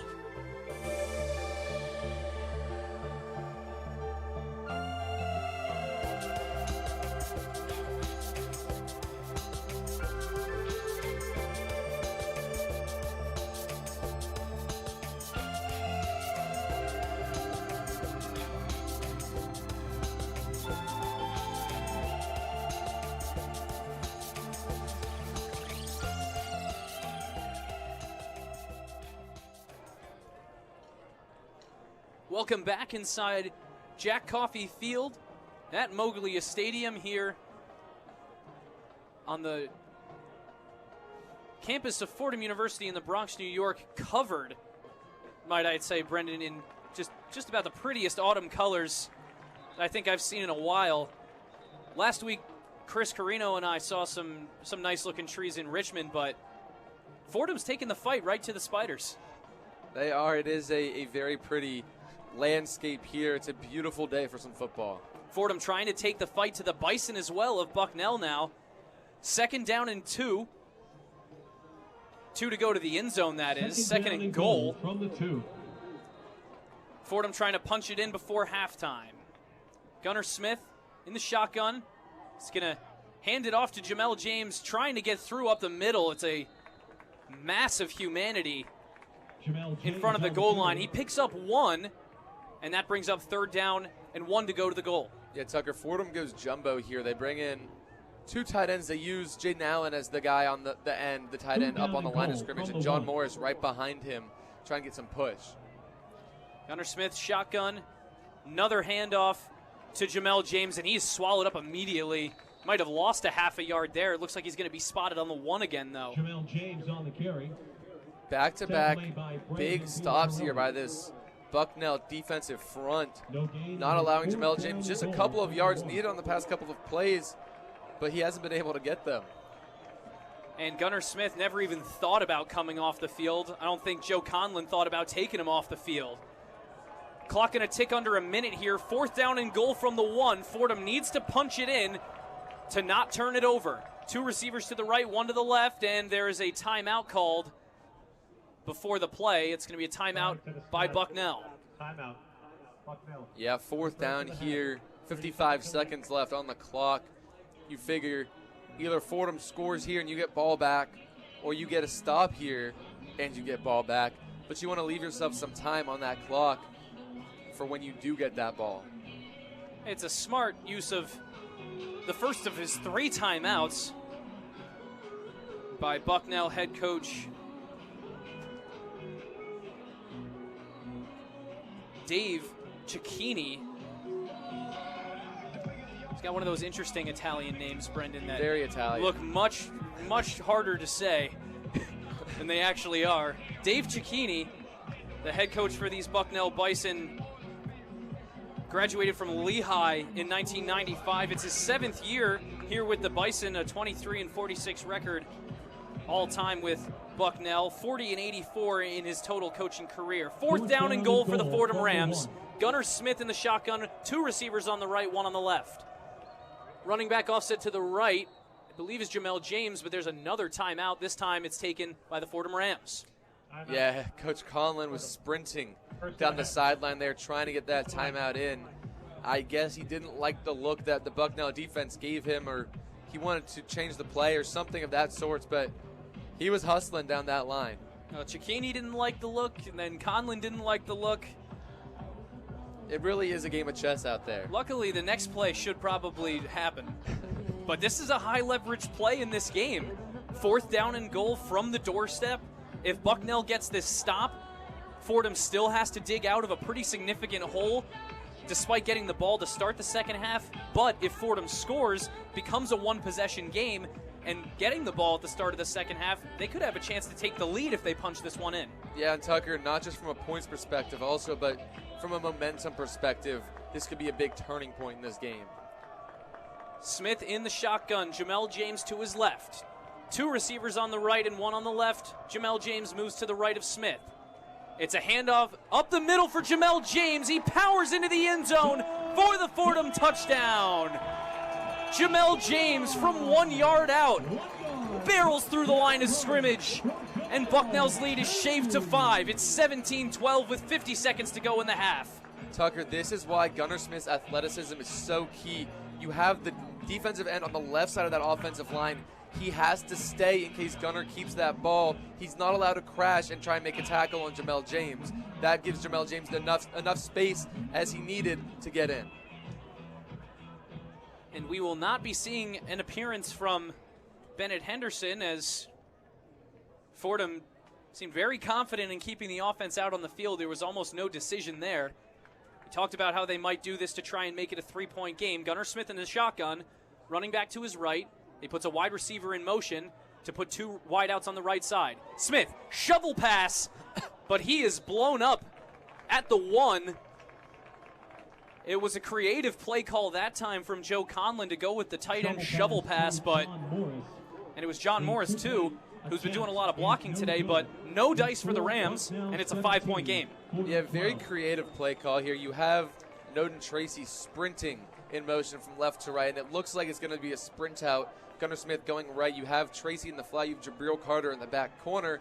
Instead, as he starts sprinting out, just a little pitch to John Morris coming across behind the offensive line, trying to get that shovel pass in. Bucknell just all over this one, and they make the tackle. Getting set for the kickoff here. Bucknell only going to have a little bit under 50 seconds to try and move this one down the field before we go to the locker rooms for halftime. For Jamel James, it's his first touchdown on the ground of the season. And it brings the Rams within 5 of Bucknell. Kickoff from Bennett Henderson is a little bit squibbed to the right side. It's received at the 21 by a non-usual returner who barrels forward in a pile of bodies across the 40 to the Bucknell 42-yard line. They'll have 45 seconds to put something together before the half. Yeah, Tucker, that one a pooch kick. You want to kind of avoid those guys in the back. You don't want to give their very dangerous returners a chance to make a play in the special teams, so you pooch it to one of the guys who's not known for their special teams play or for their ability to make magic happen with the ball in their hands, hoping they fair catch it. This one, not a fair catch, but a very minimal gain afterwards. Yeah, it was only a 21-yard return, but they're across their own 40. Christopher Dietrich in the shotgun, running back to his right, 2 wideouts to the left and 2 to the right. He fires quickly to the left at the 45-yard line. He has a man complete and then up to the 46-yard line. That's Josh Gary. Yeah, the Fordham defense pretty much playing prevent defense right now. Don't give up a touchdown. Make them take the things underneath. They're only rushing 3 guys and dropping everyone else back into coverage. Josh Gary, 241 yards on 23 catches coming into the game. As Dietrich is back to pass again. He rolls to his right. He's going to check it down to the running back out of the backfield, who has the first down across the 50 to the Fordham 48 and out of bounds to stop the clock. Same thing here, but you also have James Conway kind of spying Dietrich, making sure that he's not able to take off and use his feet. And you have your guy just making him get the ball out of his hands, get the short gains, and make the tackles. Conway up to 4 tackles today. Clock stopped at 33 seconds. Bucknell with a 5-point lead, trying to add before halftime as Fordham deferred to the second half. Back to pass is Dietrich. He steps up. Now he's going to roll out. And then he fires to the right. And Michael Cadden is upended at the Fordham 42. But it's a good medium gain on first down. Yeah, very close there for Cadden to be down in bounds, which would keep the clock running. He just gets out of bounds. It looked like his arm that hit first hits on that sideline and stops the clock. Second down and 4, 26 seconds to go in the second quarter. Dietrich in the shotgun, running back to his left. Trips left near the numbers for Bucknell. Now they motion a man closer to the slot with 1 wide receiver on the right. Back to pass is Dietrich. He's pressured, but he gets it loose. To the 20, it's caught, and he's still loose to the 10. He breaks through the tackle into the end zone for the Bucknell touchdown. Bucknell responds to Fordham's touchdown drive with a quick strike. They get all the way into the end zone in under 30 seconds, and Bucknell adds to their lead. It's 23-12, Bison. TJ Jones, the guy in coverage, just gets beat. He lets the receiver get behind him, and he tries to make a play, tries to punch at that ball, but isn't able to punch it out, ends up not being able to make the tackle, and it is a walk-in touchdown for Bucknell. And it was the wide receiver, Sam Milligan, on the touchdown reception that time.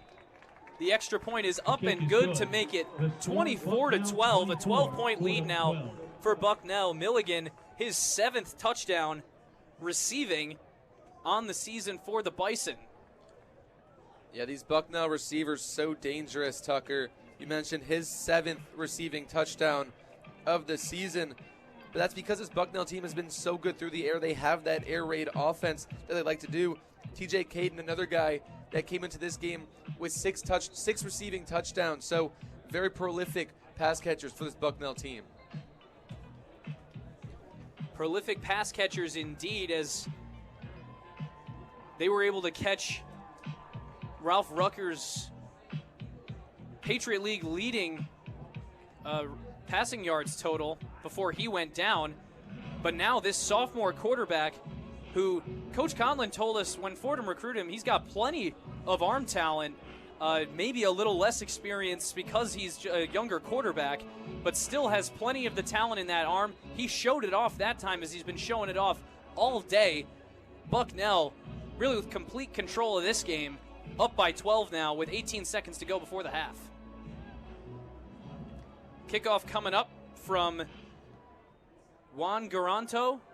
It's short, another pooch, Brendan, to the Fordham 21, where the receiver takes a knee. And so Fordham now has just 18 seconds on the clock and 2 timeouts to try and find something here before we go to halftime. Well, Tucker, they saw the return from Tutson last time. They don't want that again, especially 18 seconds left on the clock. They want to do anything they can to avoid a big play like that. So you're going to see them sit back in coverage here. Everyone's going to be sitting back. I would be surprised if Fordham didn't take a shot. Gunnar Smith in the shotgun, running back to his right, 2 receivers to the left and 1 to the right. It's a handoff up the middle, and he gets about 7 yards, maybe 8. Looks like Coach Conlon's going to let this one run. I believe that was Ricky Parks who just got his first carry of the game, and indeed, Coach Conlon will let the clock run to zeros. At the end of the first half. And so Fordham, you know, they did exactly what we said they needed to do with that last 6 minutes or so of time in the second quarter. They managed to bleed all of that time, almost all of that time off the clock. They scored with 45 seconds to go, but then a quick strike by Bucknell. It restored their lead back to 12. Yeah, and that's just something that you have to avoid. If you're the Fordham defense, the Fordham offense, whoever, you bled about 5 minutes off of that clock, and you did a great job getting down the field, establishing the run, but you left just a little too much time. Bucknell was able to take advantage, go down the field, and put another 7 on the board. And it was a 42-yard connection for the touchdown between Christopher Dietrich and Sam Milligan. But that wraps our first half of play here between the Bucknell Bison and the Fordham Rams. It's 24-12 Bucknell. But now we send it back to the Rose Hill studio for the one-on-one halftime report with Isabella Terracini and Emma Leonardi. Take it away. The one-on-one halftime report. Thanks, Tuck. What a first half we have watched. I'm going to pass it over to Emma for a New York style update, and then we will get right into the nitty-gritty of this first half, all of the defensive and offensive showdowns, as your current score is 24-12. So, Emma, take it away. The one-on-one scoreboard. For updates from the city that never sleeps, Alabama faced St. John's on the hardwood at MSG. Bryce Hopkins has his second regular season game with SJU following a controversial transfer from Providence College. The final score was 103-96 Crimson Tide, with number 15 Alabama clutching the visiting team upset against number 5 SJU. Coming up at MSG is a face-off between the Islanders and the Rangers. The 2 NYC squads will duel it out on the ice at 7 p.m. as the Rangers look for their first at-home win. For more updates, look to WFUV's own Lydia Perner as she reports live from the Garden. Skating over to the rink in Jersey, Sidney Crosby and his Penguins are going up against Jack Hughes and the Devils. NJ looks to maintain their top placement in the Metro Division and keep Pittsburgh in the number 2 slot. The score from the Prudential Center is tied as we enter the third period. Keep a close eye on this score throughout the third period, as it has the power to influence the Metropolitan rankings. Looking ahead to some NYC Pro football, Jackson Dart and the Giants will travel to the Windy City to face off against the Bears. The Giants look to bounce back from a 3-game losing streak at 1 p.m. on Soldier Field. Starting at the same time, the Jets will go against the Browns at home. NYC hopes for a win against rookie quarterbacks Dylan Gabriel and backup QB Shadur Sanders, who will be representing Cleveland on the field. For updates on the Jets, follow along with WFUV sports manager Joe Henry as he reports from MetLife. With your one-on-one scoreboard updates, I'm Emma Leonardi. Thank you so much, Emma. Wow, that's a really quick turnaround for Madison Square to go from, a top 25 game for college basketball straight into the Rangers. Rangers, like you said, they're looking for their first at-home win. Lydia on that beat report tonight. She'll be hour late to formal, but that's fine. We'll forgive her for that. Back to this 24-12 Bison game here at Fordham University. We're back in the studio. We're going to talk some, key moments in this game, what both of these teams are kind of lacking in, what they're doing really well at. It's week 11. The season's been established, and I think it's all just coming down to the little mistakes that are being made on the gridiron. It's just, sack after sack, but then you've got some really nice plays without huddles. And it's just that those decisions, it's decision time on Jack Coffey Field. A couple stats for y'all to understand how we're doing here. Bennett Henderson, he missed his first field goal today of the game, which is really sad. But he's going to totally look to bounce back from that coming up in the next 30 minutes. But for passing yards, Gunnar Smith, he's looking at still sitting under 100. He's got 91 passing yards so far. He's got 1 touchdown. He's completed 6 of 9 passes. And Dietrich, on the other hand, he's got 2 touchdowns. He's gone for 12 for 15 attempts with 113 passing yards. Smith is also leading the rush yards for the Rams. On 9 carries, he's got 52. But, it's looking like the Bison are just really loving this pass. And looking at the score, Fordham's defense just can't keep up. It's just like they're kind of falling behind in that, having to, cover that. Their run defense has looked really good. And I think the Bison knew that when they were coming into this game. That's why all of the decisions have been to go through the air. But still, 113 passing yards is not outstanding. It's not something that you would anticipate from this. Yeah. What are your thoughts? Yeah, obviously this was not necessarily the start that Fordham was looking for at their last home game.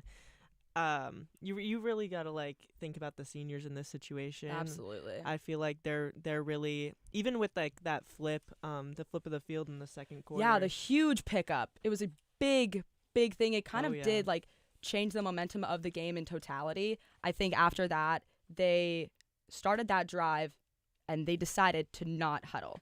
All of those plays were no huddles. It was just, Gunnar Smith in the shotgun. He was making those plays. He was picking up all of that field and just absolutely going for it. And he knows, I think the decision to not go for the huddle, not talk it through, it's kind of showing a little bit of confidence that he has gained over the season. It's just some food for thought, honestly. But like you mentioned, the field flip, a huge play. That's awesome. If we had a highlight team, we would totally cut it. It would have been awesome to hear that call again, because the calls today have been really good. Yeah. They've been really, I'm loving this Tucker and Brendan duo. They're really going for it. Yeah. But it is, you do have to think about the seniors. There's 27 seniors. You've heard from Gabby, and the vibes there are great. Even from the crowd, Mike, yeah, it's looking like a fun day. It's also a pretty day, and it did take Fordham's offense to get settled into this game. A scoreless first quarter for the Rams. Yeah. So I think all of these important aspects are coming in the second quarter. They're going into the locker room with, yes, letting up that touchdown run from Dietrich, but I don't think that's going to really let that affect them coming out of the locker room. And I always talk about, what do you think Conlon is saying in the locker room to his team right now? I really wonder, but I mean, if I were Conlon, given that the really good plays were when there were no huddles, I would be saying don't overthink it. Because I really think that that's what's, proving to be true here is you just gotta, you know what you're doing, and you gotta just execute. Say it with confidence. Say it with confidence. Yeah. Yep. I think it's kind of been the mindset in all of college football as of right now. It's, nothing to lose, everything to gain. That should be the Fordham Rams mindset going into every single play. You have 27 seniors who are playing for their last time on this field, at Moglia Stadium at Jack Coffey Field. This is their last time doing it. Make it special for them. And I think by going into the locker room with this score, after picking up the momentum, picking up the pace, just like it's cliche, but locking in. Yeah. I think they're going to come out of the locker room with, their head straight on. Their first drive was pretty impressive. It ended in a field goal, yes, for Bucknell. Bucknell's first drive was impressive on the offense, but also Fordham's defense. They were able to keep Bucknell to these 3rd and longs, to these 4th and longs. And we can look at the 3rd down percentages. Bucknell has made 3 of 6. I mean, they're not doing phenomenal in these later downs because it's 3 and 6 for Bucknell and 3 and 7 for Fordham. So it's those completions that, it's not really making a lot of sense because, as you know, Gunnar Smith is leading the Patriot League in completions. And that's something that, Fordham is really proud of. He sees his target. He knows where to put the ball. It's looking great throughout the season. It's taken him 11 weeks, and he's played only 5 games here at Fordham, on the Fordham field, I mean. So for this to be his last game, I want to see him pick up the slack, pick up the pace. I need him personally, to just have that confidence in and out of the pocket without the huddle, with the huddle. Talk to your teammates every once in a while, but don't, like you said, don't overthink it. Don't overthink it. It's week 11. This is a game, you just try to come out on top. Just put your all into it. Yeah. And I think that they could really translate that completion mindset to the rest of the team. And you see a lot of motion in everywhere in the team. And if they gotta finish it out. Absolutely. And so I feel like if they just take that mindset and they really extend it everywhere, then they could really do something here. And I think it's also just cool to look at. There have been no interceptions yet, but a fumble return touchdown. It kind of goes to show they're a little bit scrambled at times, but then sometimes they are just so on their own game. Oh yeah. It's kind of a tale of 2 stories here. Is that even a saying? Does that make sense? A tale of 2 stories? That makes sense to I me. don't think it makes sense. Makes but sense to me. Okay, that probably doesn't make sense to anybody listening. But it's okay. broken the 4th wall. A crucial turnover for Fordham. It's been a game. It's going to continue being a game. I say it's all about the mentality coming back out here, the silly mistakes. I think that's kind of what Conlon's pushing for in the locker room. Right now, I think there's 30 yards for each, respectively. Yeah. So off of penalties, so they just have to, keep playing this game, play it like they mean it, keep going for it. Yeah. I really think, when you have that kind of momentum and then you finish out with another Bucknell touchdown to finish out the first half, there's one of 2 ways to come back. And one way is to fight again for it and be like, well, we were so close. You're close also the at gap home. again. They're also at home, so I feel and like they've got the Ram fans. They've got in the crowd. got the Ramily behind them. Yeah. Gabby was saying that there are so many cardboard cutouts of the seniors in the crowd. Let that inspire you. Let that take you places. Don't look at the final score. Don't predict the final score when you're standing on that field. Let the game play. Let it happen. Fight what you want. This is your turf. Last year, the Bison won 28-27. So they could be a close game. There was a 1-point game last year. Yeah. And it's the Bucknell is also coming off a bye and a 3-game L streak. It's just a battle of like who's more mentally tough. Yeah, well, and you see Fordham looking to close that gap, especially with decisions like when they went for the 2. Even though it didn't work out in their favor this time, I still like that mentality of like, okay, we're going to just go for it. And if we don't get it, it's whatever, but you have the next play. You have the next play. And they continue with the next play. You have 30 more minutes of game time here. Yeah. And honestly, like, not having Jack Freeberg, it's a big, big downside for the Rams. That's a really hard one to lose. But for them to keep this momentum going throughout the second quarter, I think they've kind of found a way to like kind of compensate for not having him. I think they're still looking like one cohesive unit, one team.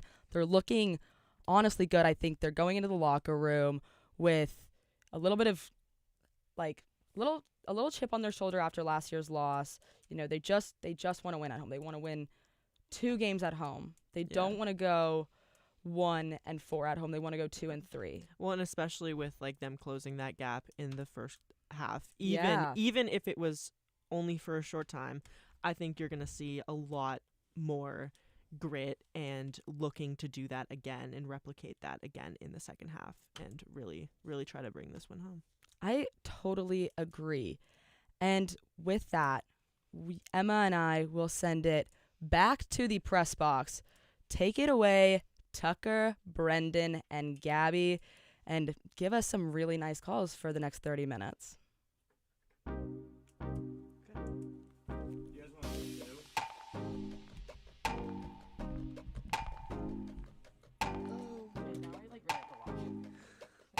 Was that like good? Hi, this is Michael Kay, WFUV class of 1982. WFUV is your home for all things Fordham athletics, with live coverage of Fordham football, Fordham men's and women's basketball, in addition to our Saturday show, One on One. Stay right here on 90.7 FM for all things WFUV sports.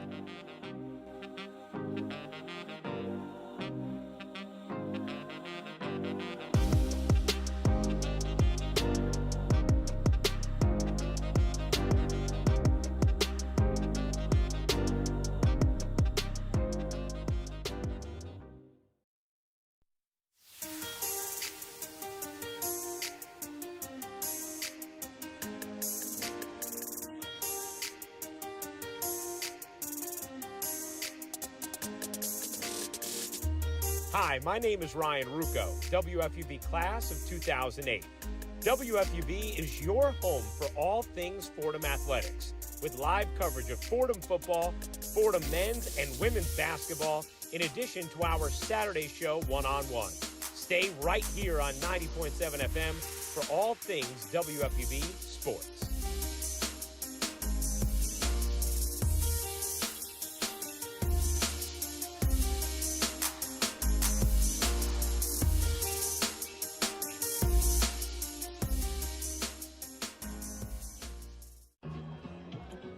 And welcome back, ladies and gentlemen. Here in the mid-afternoon at Moglia Stadium, Jack Coffey Field on the campus of Fordham University in the Bronx, New York. I'm Tucker Austin, joined by Brendan Shorey, as we await the start of the second half between the Fordham Rams and the Bucknell Bison. Fordham trailing by 12. It's a 24-12 lead for Bucknell after they struck in under 50 seconds at the end of the first half. But before we get into any more of thoughts from the first half or going into the second half, we have another Sidelines update from the third member of our broadcast crew. Here is Gabby Price. Thank you, Tucker. Well, guys, last time I was on, I said Fordham needed to bring some energy back, and they got that from Christian Tutson's 53-yard return. Easily the biggest energy play of the game so far. And when I tell you that the stands erupted with cheers, I truly mean that. It was a play and a drive that Fordham definitely needed to keep themselves and their fans in this game. Then the next drive, Jabril Carter with a huge catch, Gunner's starting to show off his passing game, but there is still a focus on the running game. You can hear on the bench players yelling to each other and to the field, run the ball, run the ball. But if Gunner and his offense can continue to do both, which they now need to after the end of that first half, they will have a better chance of keeping themselves in this game and their fans in the stands. Thanks so much, Gabby. Appreciate it as always. And Brendan, that last Fordham offensive drive of the second half really was a textbook drive. 13 plays, 88 yards, and bled 5 minutes and 22 seconds off the clock. But, I mean, it was a good job by the Fordham offense there, but I would say even better job by Bucknell's offense, going 59 yards in 4 plays and just 27 seconds after Fordham gave them only 45 to work with. Yeah, fantastic job by Bucknell's offense. Obviously, they had a little bit of a field position advantage after Fordham decided to pooch it on the kickoff. They ended up starting at like their own 40, around there. So a little bit of a yardage advantage from that sense, but made very quick work, got out of bounds, used their plays effectively. Dietrich played very well in that last drive, finding open guys, finding them near the sideline, and making plays. And it's been interesting to see because last week, Fordham's run game really struggled to get going against Richmond. And really, neither Ricky Parks nor Jamel James could really figure out that defensive front for the Spiders. But then coming into today, Ricky Parks was the lead back last week with Jamel James working in. This week, it's been a majority Jamel James. Is this sort of the move that we've seen coming most of this season with how much that this run game has struggled? Well, Tucker, I know we saw earlier in this season there was a point where it was running back by committee, right? And then Coach Conlon tells us that can't be what they rely on. They need to have one guy kind of step up. And he said that was going to happen, and then it looked like it was going to be Jamel James. Then Jamel James gets injured. He goes out. Ricky Parks steps up, leads the backfield for the duration of that injury. Jamel James missed a handful of games. Then James comes back, and they start working him in slowly, but it still seems like Ricky's the lead back. Jamel would only get 3-4 carries a game.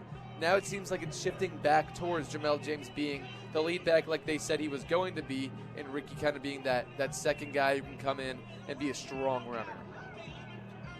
The even more interesting thing about that, though, is that today their second running back option has been Johan Lee Lewis more often than not.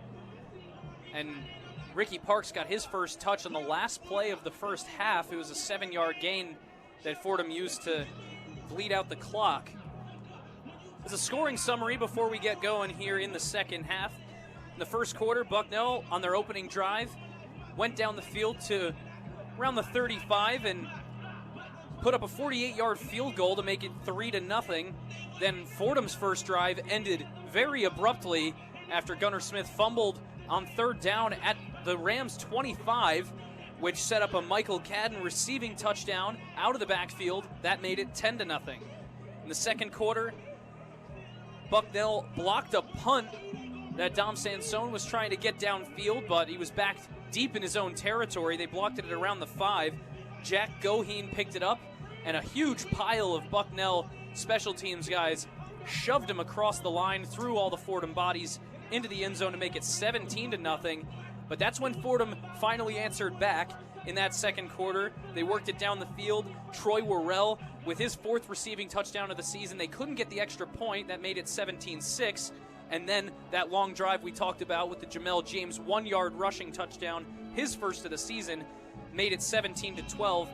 And then as we've been talking about, that quick 27-second drive from Bucknell ending in Sam Milligan's 7th receiving touchdown of the season, now for the sole lead on the team in that category with the extra point that made it 24-12. Where we sit now, Bucknell in their road whites with navy helmets and navy letters and numbers. Fordham in head-to-toe maroon with white letters and numbers and white accents on the sleeves and pants. Touchback on the opening kickoff of the second half from the boot of Juan Garanto.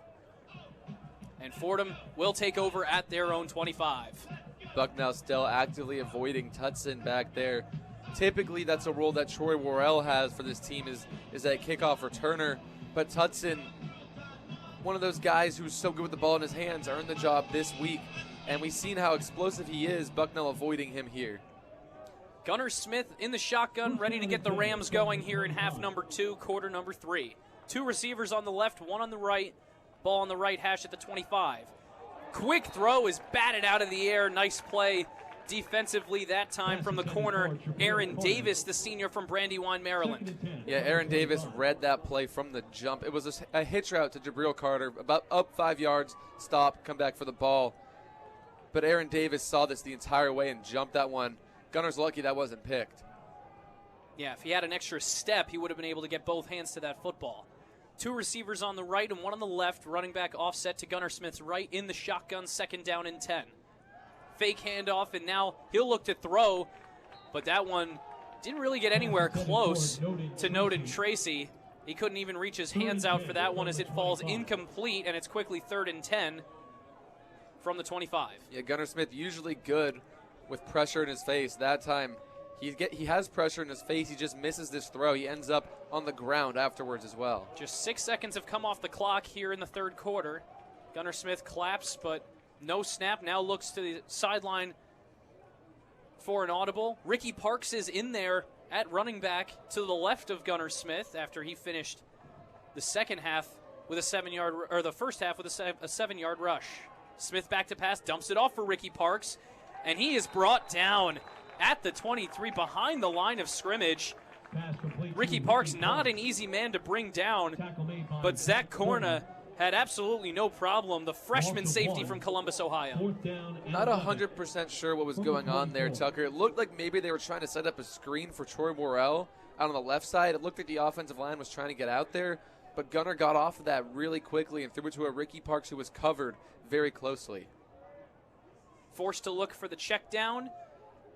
And so with 4th and 11 oncoming, Dominic Sansone will punt this one away for the Rams. And that one's nearly blocked. He does get it away, and it's a good kick to the Bucknell 38-yard line. Then you can hear, Brendan, at least we could hear up here in the press box, some of the Fordham coaches nearly losing it as Dom Sansone almost took a shot on that block. It's a 38-yard punt from the boot of Sansone. Yeah, and you have to give Sansone his props on that one. Obviously, when you have pressure in your face, there's only so much you can do as a punter, but you got to get that ball off quickly, and Sansone did just that, got the ball off quickly and avoided the block. 1st down and 10 for Bucknell. The sophomore quarterback, Christopher Dietrich, back in there. He hands it off to Tariq Thomas, off tackle to the right for no gain. It'll be 2nd and 10.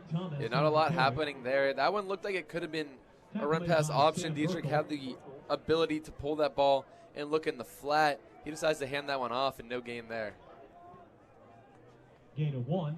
It's been sunny here at Moglia Stadium all day, but the huge cloud just moved in front of the sun and brought some shade onto the field for the first time. 13:37 to go in the 3rd quarter. Dietrich in the shotgun, hands it off up the middle, and bouncing around at the line of scrimmage to find a hole is Michael Cadden, and he does find that hole for about 5 yards. It brings up 3rd down and medium. Yeah, Cadden showing good patience here. He has to wait and let his offensive line's blocks develop. He waits for this, sees the hole, hits it, makes it 3rd and medium. 3rd down here. The Rams trying to get this ball back after their opening possession of the half was fruitless. And there's movement at the line of scrimmage. I believe it's going to be a false start as the Fordham defender who initially jumped came back, but it looks like this could be offside. Yeah, they're going to call this one on Fordham. Yeah, the ref's still really having a problem with his microphone, but they call that one against John Scott III on the left end. He jumped a little early and got back across the neutral zone again, and the Bison right tackle moved, but they call it against the defense. 2 receivers to the left and 1 to the right. Dietrich in the shotgun. Now he motions the only receiver on the right to the left, and it's a keeper with the running back as a blocker. Creative play call there on 3rd down and short by the Bison. And Dietrich, or excuse me, it was Sam Milligan who wound up with the football. Yeah, they go Wildcat here, Tucker. Sam Milligan, the guy receiving the snap. It looks like a fake counter, and then you just use the running back as a lead blocker for Milligan. He's able to pick up the first. So even more creative than I thought. Very creative. 12-12 to go in the third quarter. Dietrich is back there as the quarterback. 2 receivers on the left and 1 on the right. 1 man in motion from left to right, running back to his right. Play action, rolls to his right, has a man at the 45, across the 40, and up to the 35. It's another first down for Bucknell, and they are moving the chains right along. Yeah, that one just a play-action bootleg to his right. Dietrich finds his tight end in the flat, wide open, was able to pick up the first. It was Jack Bohm Scucciarini on the catch in the seam for Bucknell. First down and 10 from the Fordham 34. Handoff up the middle. And there's a pile of bodies there at the line of scrimmage. Minimal gain, if any. And it brings up second down and 9. Yet again, this Fordham defensive line and linebacking units doing a great job of meeting the running back in the hole. Tackle made by Carter Hess. 11 minutes to go in the third quarter. Christopher Dietrich in the shotgun. Running back to his left. 3 receivers on the left side and 1 on the right. Fordham brings 4. It's a run up the middle again. But he's wrapped up immediately in the backfield. John Scott, the third, was in there. Yeah, fantastic job there by John Scott, the third. Immediately sheds his block, squeezes through that offensive line, and is able to make the tackle in the backfield. Third down upcoming once again. And it's fairly long, 3rd and 9 from the Fordham 33. Bucknell leads by 12. Dietrich in the shotgun, running back to his left. Same formation here with 3 receivers on the left and 1 on the right. Dietrich claps to the snap, drops back to pass, looking middle, now rolling out to his right. He's going to check it down for Cadden.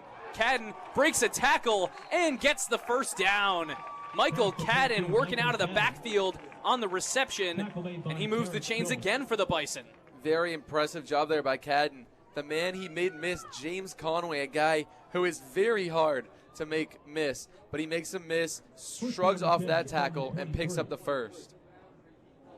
A nice play there by Michael Cadden,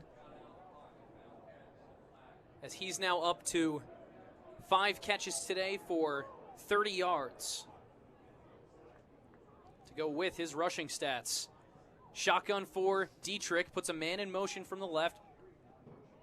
Or looks like it was the Wildcat again out of Bucknell. Dietrich was lined up off to the left side, and they go direct snap to Sam Milligan again. Yeah, Milligan again. Pretty similar concept. He takes it, uses that running back as a lead blocker, tries to squeeze his way up the middle, and he's able to pick up a few. With a lead blocker almost playing a fullback position like that, it becomes so much easier to get those small gains on first down. Second down and 6, under 9 to go now in the third quarter. 3 receivers on the left, 1 on the right. It's been very similar formations this whole drive for Bucknell as they motion the tight end to the right. It's a handoff initially to the right, and then he bounces it back to the left, but he is wrapped up and shoved away at the line of scrimmage. It looked like Andrew Osmond was in there. Yeah, Andrew Osmond in there, the guy who met him right on the edge. He set the edge so well and delivered a very hard hit, giving up no yards. I believe it was Ty Stauffer on the carry for Bucknell. Another third down. 3rd and 6. But Bucknell has been taking their time on this drive. Fordham makes some last-second switches. 3 receivers on the left, 1 on the right. Fordham showing pressure here on third down. Running back to the left of Dietrich. Dietrich pressured immediately, but he's going to get loose after breaking a tackle, and he fires to the back of the end zone, but it's incomplete through the hands of his intended target. He was just a yard short of the line of scrimmage when he did fire that ball downfield on the run. It was a risky pass, but Fordham stands tall. Yeah, Dietrich makes a guy miss in the pocket. Should have been sacked. He's scrambling right, and he probably has enough space to pick up that first down if he runs. Although he thinks he sees something open in the end zone, throws an incompletion, and now Bucknell is forced to settle for a field goal attempt. Matt Shearer, one of these Bucknell captains, on for the field goal, his second field goal attempt of the afternoon. Gets it up, and it is good. The 37-yard field goal for Matt Shearer is pure, and it makes it 27-12, Bucknell. Yeah, the Fordham defense did its job there. They forced Bucknell only to a field goal. It's still only a two-possession game, 15-point game, 27-12. Bend, don't break. This mentality that this defense has had all season. That's what they just showed. 7:52 to go in the third quarter. Fordham's first drive of the second half did not amount to anything but a punt. Meanwhile, Bucknell gets the ball off of that punt and drives down the field to put up another three. It's 27-12, and we'll step aside for now. You're listening to Fordham Football on 90.7 FM, WFUV Sports.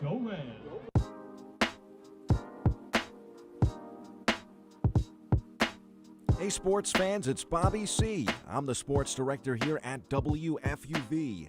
From live broadcasts of Fordham athletics to coverage of all the professional sports teams in the NYC, we've got everything a sports fan could ask for. Like talking sports? Check out One on One, New York's longest running sports call-in show, as well as our diverse collection of podcasts. If you're a Fordham student interested in joining our program, feel free to shoot me an email, bobbyc@wfuv.org. And as always, thank you to all of our listeners who support us every week. 90.7 FM is the home of WFUV Sports.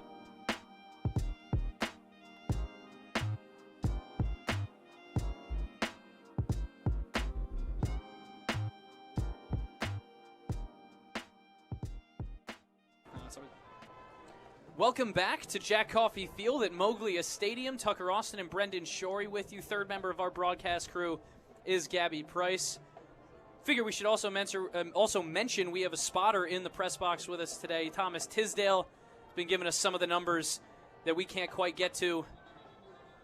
7:52 to go here in the third quarter. Fordham is trailing Bucknell 27-12. It's a 15-point lead for the Bison after the field goal. Still a two-possession game, but Fordham's been working from behind for most of today. Yeah, they fell behind early. They let Bucknell go out and take an early lead on them, and they looked good. Fordham did, at least offensively, to end the first half, but that's got to carry over into this drive. Fordham awaiting the kickoff here after the Bucknell score. At this point in the game, Fordham's offense really needs to be scoring in some manner on pretty much every drive going forward, as that kick is a line drive, and it gets all the way to the end zone for a touchback, really without getting more than, 12 yards off the ground. Yeah, Tucker, that one had some ugly spin on it.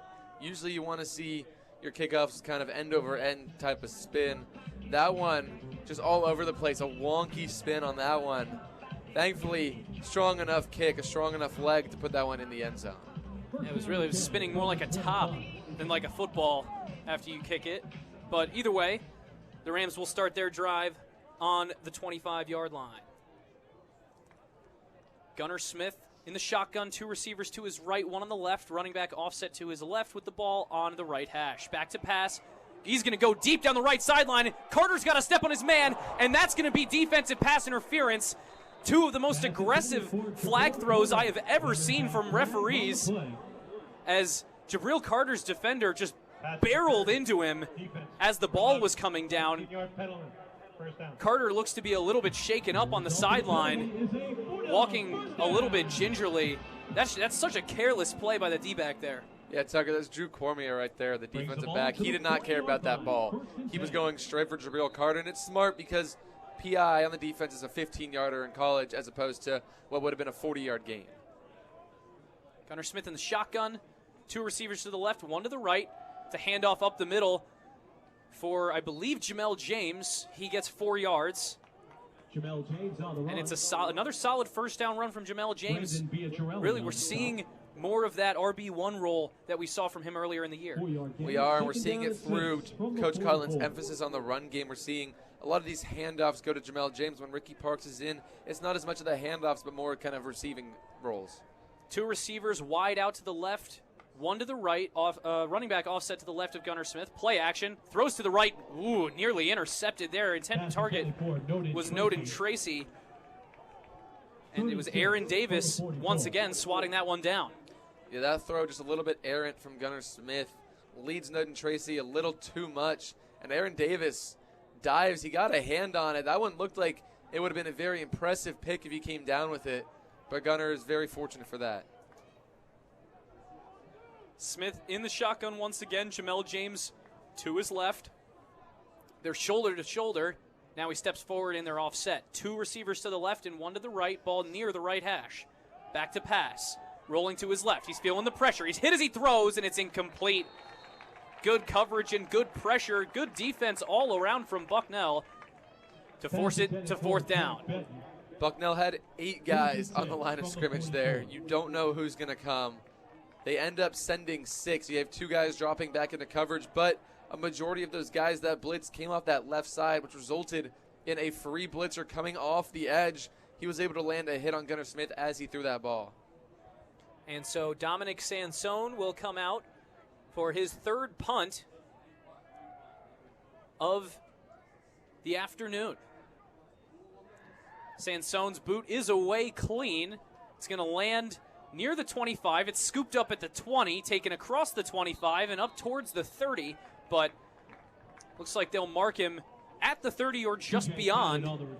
Clock stopped at 6:57. Bucknell regains possession. Yeah, Bucknell is absolutely in Dominic Sansone's head right now. He knows he has an internal clock. He knows how quickly he has to get this ball off, and he's getting it off that quickly no matter how many guys are close to him or whether Bucknell is blitzing him or not. And it's interesting because his distance on his punts are actually suffering a little bit. That last one was in the realm of 35, 36 yards downfield and had a 10-yard return. Net punt of about only 26 yards. Not the boot we're used to seeing out of Sansone, and it could have something to do with the pressure that Bucknell has been bringing. But with that, we'll take a moment to step aside. It's 27-12 Bucknell with 6:57 to go in the 3rd quarter. We'll be right back with more Fordham football on 90.7 FM WFUV Sports.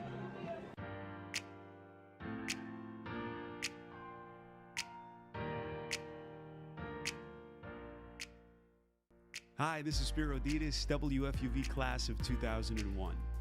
WFUV is the epicenter of Fordham athletics, with live coverage of Fordham football, men's and women's basketball, and of course, our iconic Saturday show, One on One. So keep your radios locked in right here, 90.7 FM, for all things WFUV sports.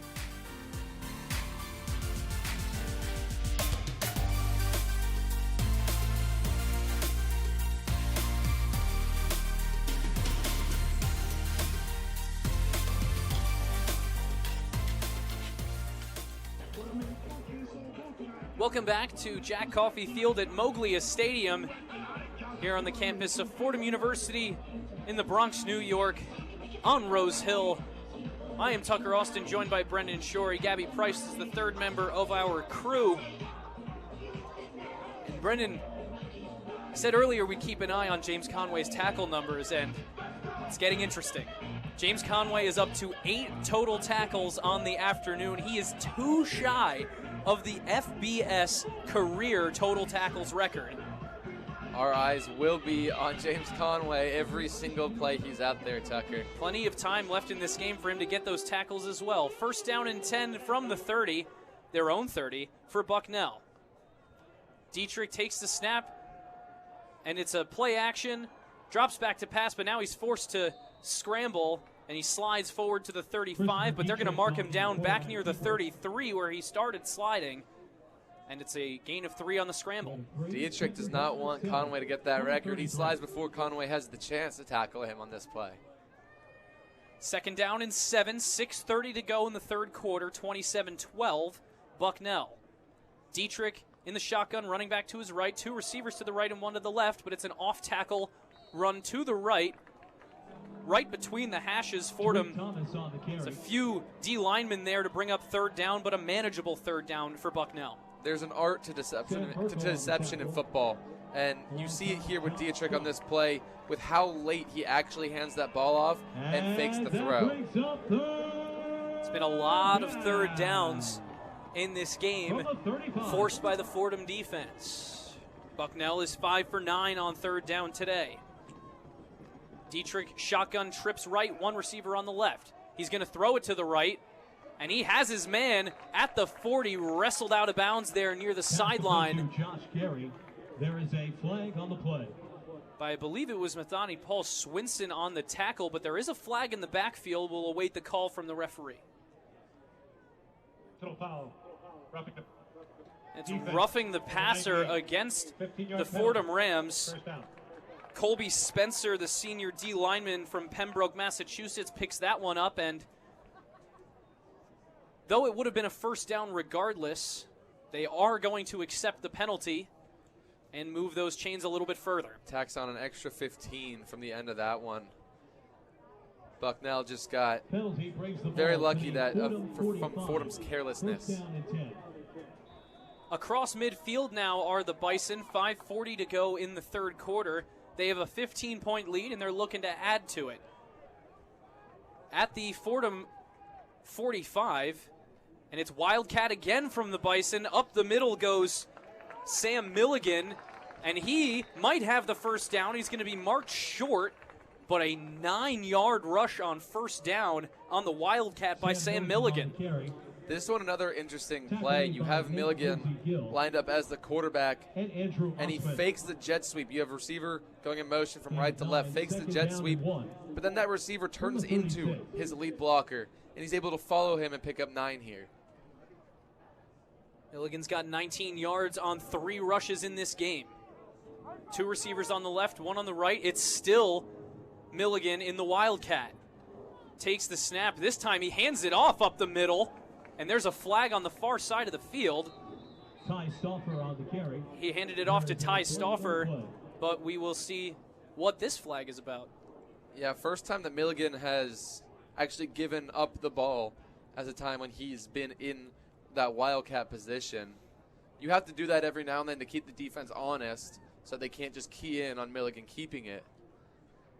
Yeah, it's the first time that they went without Sam Milligan running it out of that Wildcat formation, starting to mix things up. I wonder if we'll see that more as the game goes on. The officials are conferring on the far side of the field, right on the 40-yard line.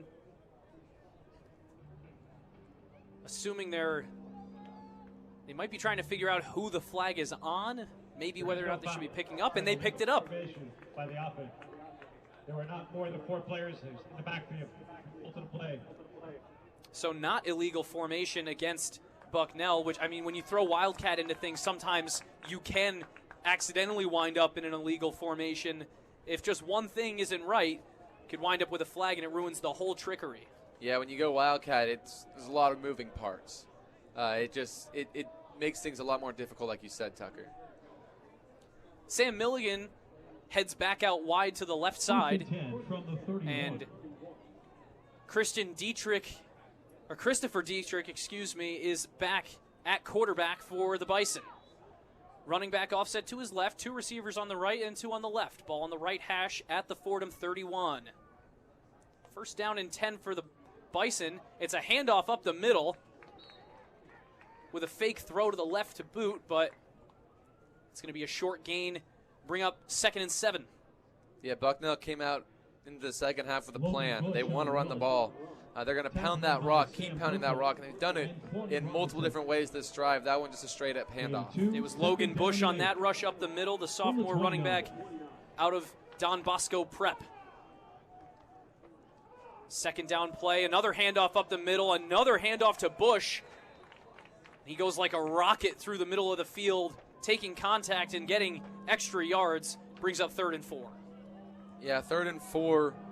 That play did kind of exactly what it was designed for. It made it 3rd and short. You have the option here. You can run this ball And if you don't pick it up, you have a 4th and short, or you can throw this ball. It keeps the defense on their toes.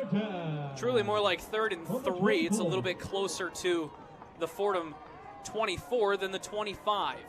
3:30 to go here in the 3rd quarter. Fordham trying to hold Bucknell to another field goal here as they are in position. And it's another Wildcat snap to Sam Milligan, but this time Fordham knows it's coming, and they stop him at the line of scrimmage for no gain, forcing the field goal unit to come out. Yeah, Fordham sends a run stop here. They send a run blitz. They know Milligan's going to keep this ball or hand it off. They know it's going to be a run of some sort with Milligan in the backfield. So they send both their linebackers, James Conway and Andrew Osman, and they come flying through the line of scrimmage, are able to cause some chaos back there, and they stuff it up. 42-yard attempt upcoming for Matt Shearer. They're trying to extend this lead to 18. Shearer's kick is up. And it is good. My goodness. That one might have been good from 50. Had plenty of leg and plenty of carry. And with 2:44 to go in the 3rd quarter, Bucknell extends their lead. It's 30-12 Bison. Yeah, plenty of leg, like you said, Tucker, on that one. Just a 42-yarder. He elects to kind of keep it more of a line drive kick than try to get any air under it, which is typically what you see on these longer kicks. Does just that. You mentioned 50. I think that might have been good 55 even. Why don't we go to 60? Maybe not 60. It might have dropped by then. But it was a good kick on the field goal nonetheless. And the second field goal of the quarter for Bucknell. And so Fordham will take the kickoff after this short break. 2:44 to go in the 3rd quarter. Bucknell leading the Fordham Rams 30-12 at Moglia Stadium. We'll be right back with more Fordham football on 90.7 FM WFUV Sports.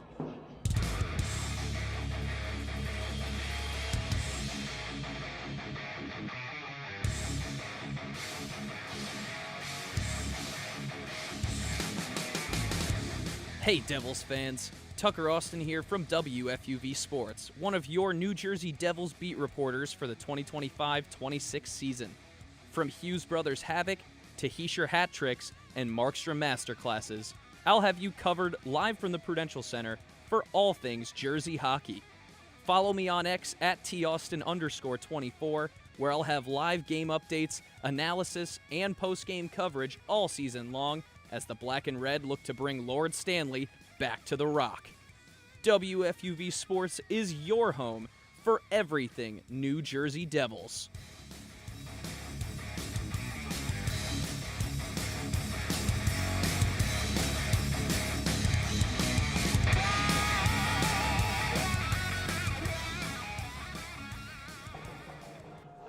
Welcome back to Jack Coffey Field at Moglia Stadium here on the campus of Fordham University in the Bronx, New York. Tucker Austin and Brendan Shorey with you as the Bucknell Bison lead the Fordham Rams 30-12 in Fordham's penultimate game of conference play in the Patriot League in 2025. Fordham at 1-8, still in search of their second win of the season. Meanwhile, Bucknell at 4-5, looking to continue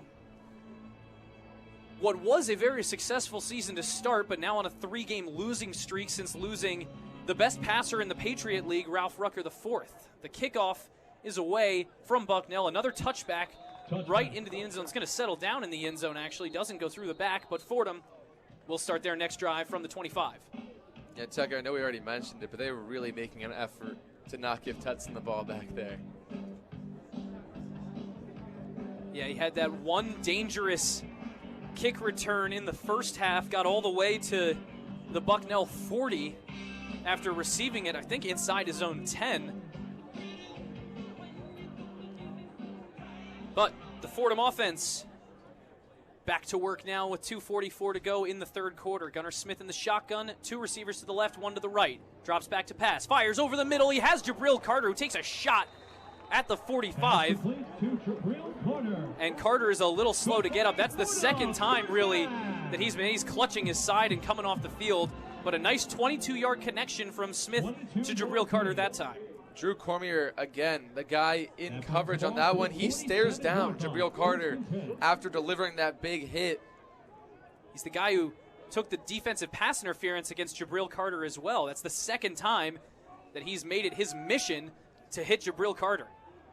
Gunnar Smith in the shotgun. He's going to hand it off up the middle for Jamel James, who gets upfield for 7 yards before he's touched and then is brought down across midfield to the Bucknell 46. And Tucker, one more broken tackle in that play, and that's a house call. There was nobody back in the middle of the field for Bucknell. Tempo for the Rams. Back to pass is Smith. Looking down the right sideline. He has an open man, and it's dropped at the 5-yard line.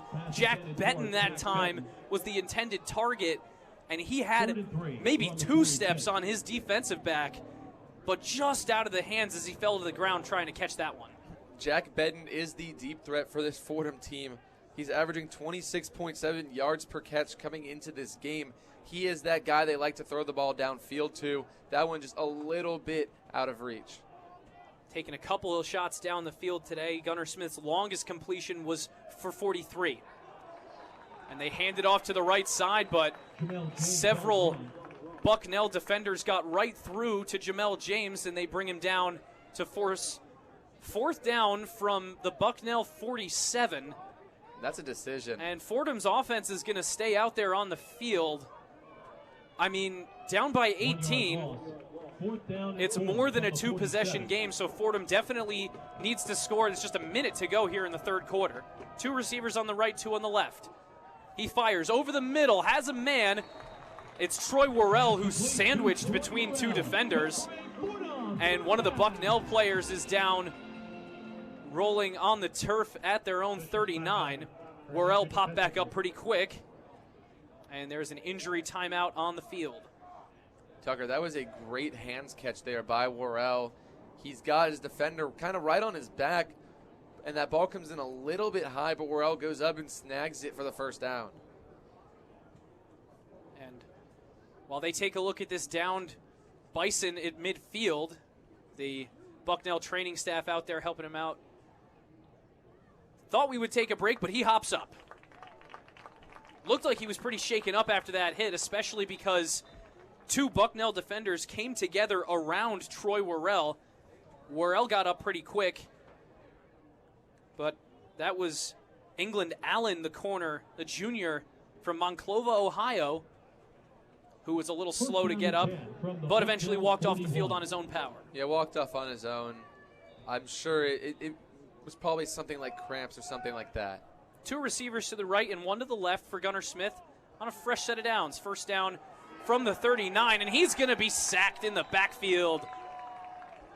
Bucknell getting through the offensive line of Fordham once again. It was William Kinnear, the junior D lineman from Huntsville, Alabama, and the transfer from Jacksonville State on the sack that time to bring up 2nd and 15. Yeah, Gunnar Smith feels the pressure off of both edges and tries to step up, but there just is nowhere to climb to in this pocket. Gunnar Smith in the shotgun again. 2 receivers to the right and 1 wide to the left. Running back offset to his left with Jaden Allen playing a fullback position behind the line of scrimmage. Back to pass. Now steps up and he's going to run with it to the 45 and now the 40. And he is tripped up and rolls down. He's going to be marked at the 37 of Bucknell. Yeah, that time you mentioned Jaden Allen. They used him in the backfield. They used him as a blocker. It looks like they're trying to keep both running backs and tight ends just back to for extra protection, maybe just to chip the defensive line or stay back as a full-on blocker for that play. That time, both the running back and Jaden Allen were that. And that play takes us to the end of the 3rd quarter of play. 45 minutes gone and 15 to go here at Moglia Stadium on Senior Day for the Fordham Rams. The Rams trailing the Bucknell Bison by a score of 30-12. We'll be right back with the start of the 4th quarter, but first we send it back to the Rose Hill studio for the one-on-one scoreboard update with Emma Leonardi. Emma? The one-on-one scoreboard. Thanks, Tucker. Lots of events are happening on the Hill today, starting with the triple header for water polo in the Messmore Aquatic Center. The Bison's water polo squad traveled down with the football team to lose the first matchup against the Rams, 18-4. Reporting for WFUV was play-by-play from Nathan Rogers. Fordham is currently preparing for their second game, facing off against the Mount. The last matchup between these two was back in September, where the Rams dominated in Pennsylvania, winning 19-5. Continuing for WFUV with play-by-play is Nathan Rogers, joined with color from Ethan Walks. The third and final meet will take place in the Aquatic Center at 5:30 versus Mercyhurst. With one win and hopefully another on the way, the Rams will most likely be trying for a sweep this Saturday afternoon. Anthony Smith takes over play-by-play reporting for WFUV for this final matchup. Heading over to Fairfax, Virginia, Fordham women's volleyball is up against George Mason to continue their final road trip of the season. The Rams are looking for a win following the close 2-3 loss against the Patriots. The score is 19-20 in the first set, with George Mason up by 1. For the last men's soccer game of the season, Fordham will face off against St. Joseph's University at 7 p.m. The Rams look to close out the season with a win on the Hill. Signing off with your one-on-one scoreboard updates, I'm Emma Leonardi.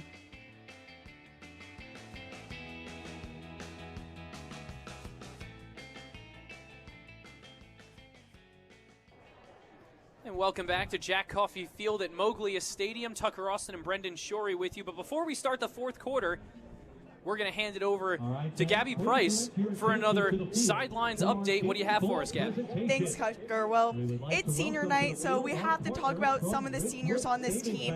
One of the most important ones, James Conway, has had maybe one of the most impressive careers here at Fordham. He was named one of the 16 finalists for the 2025 William B. Campbell Trophy, college football's premier scholar athlete award. He currently has the most stops for an active Division I athlete and a new NCAA FCS record.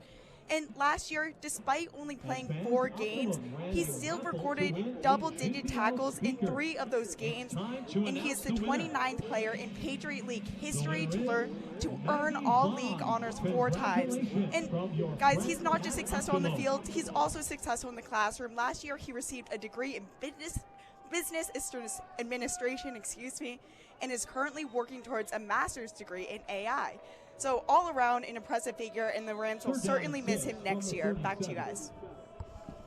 Well, thanks so much, Gabby, as the Fordham Rams are ready to get things going here in the fourth quarter. Gunnar Smith takes the snap, hands it off, and he is swallowed up immediately. Bucknell saw that play coming from a mile away. No gain, if not a loss of 1, and that brings up 4th down. Yeah, interesting play call here. You have a 3rd and about 8. You're on a wide outside zone, hoping to catch the defense napping maybe, but Bucknell was all over it. And desperate times call for desperate measures, Brendan. Offense still on the field. 3 receivers on the left and 1 on the right. Gunnar Smith in the shotgun with Johan Lee Lewis still in the game. He's going to move to the right side of Smith. Fordham needs 9 yards to convert here on 4th down. Pressure coming. Smith airs it out down the field. This man has a step, but it's just overthrown inches away from the hands of Jabril Carter. It falls incomplete, and Fordham turns it over on downs to start the fourth quarter. Yeah, Tucker, fantastic route there. Great throw, just inches away from Jabril Carter's hands. But Gunnar Smith on that play had a clean pocket because Johan Lee Lewis picked up the blitzing guy from the secondary. He saw it coming from the left side of that offensive line, stepped up, picked it up, gave Gunnar Smith enough time to make that throw.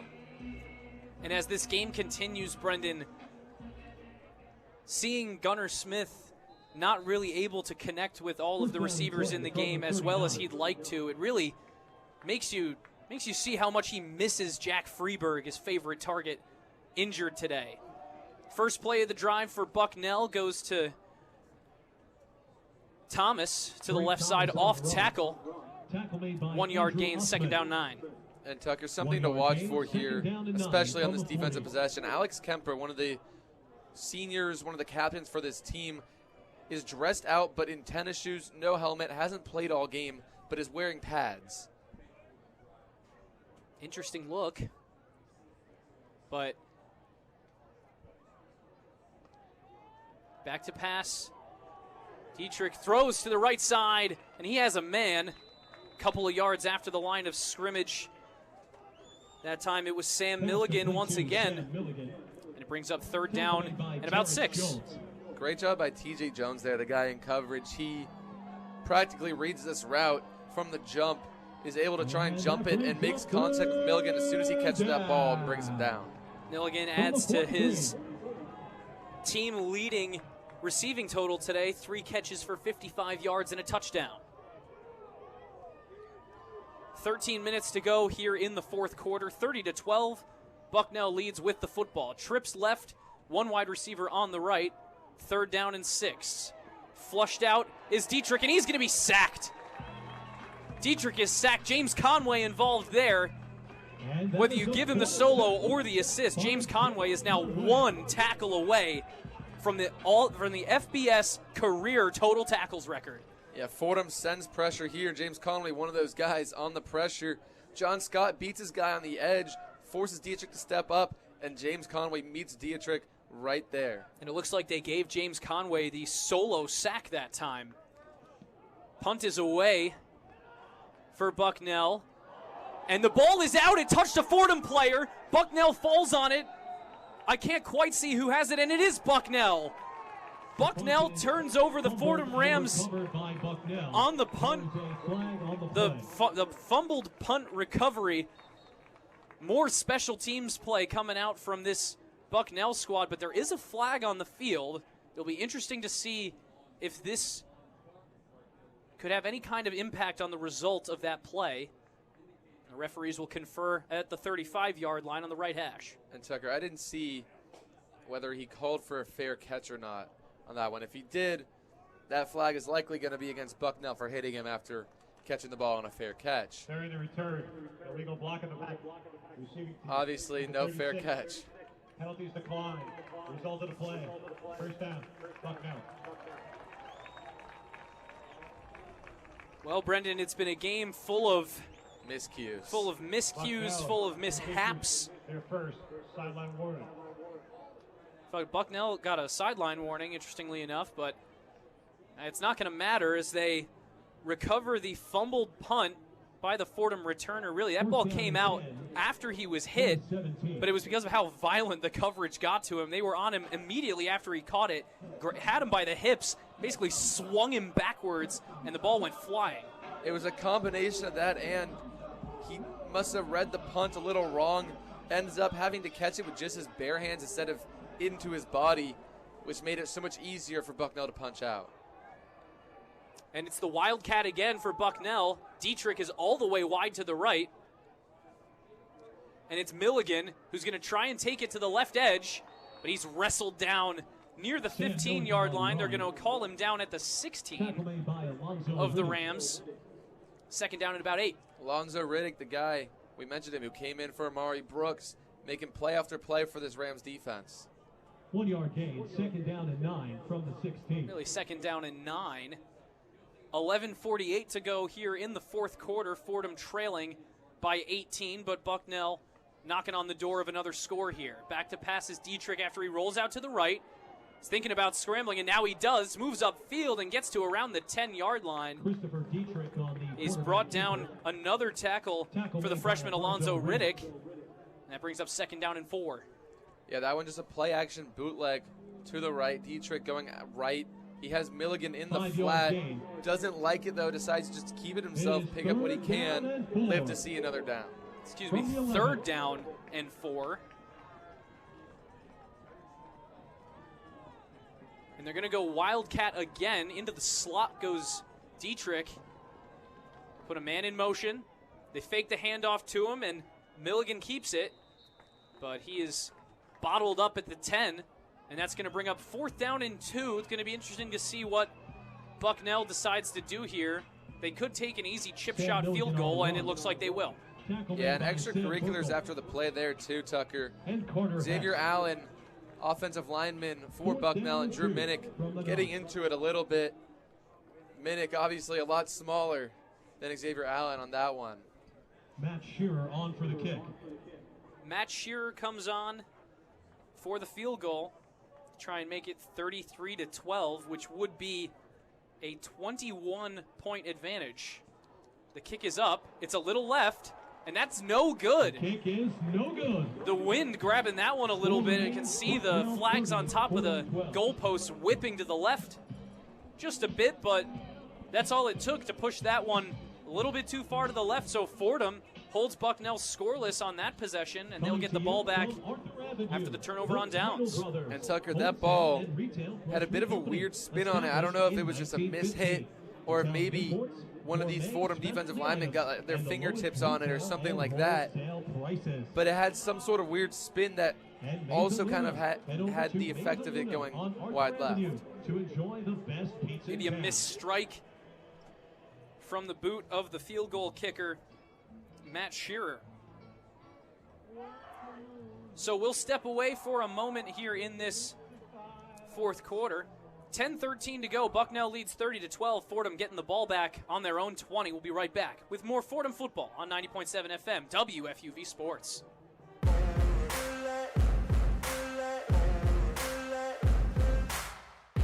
Hey everyone, I'm Alex Diaz. And I'm Mary Hannah Gallagher. And we're the host of All In, a women's sports podcast. On All In, we discuss everything women's sports, from the WNBA, the AUSL, and NWSL. No matter the sport, we have you covered. You can catch us on Spotify, Apple Podcasts, or anywhere else you get your podcasts. All In is a production of WFUV Sports.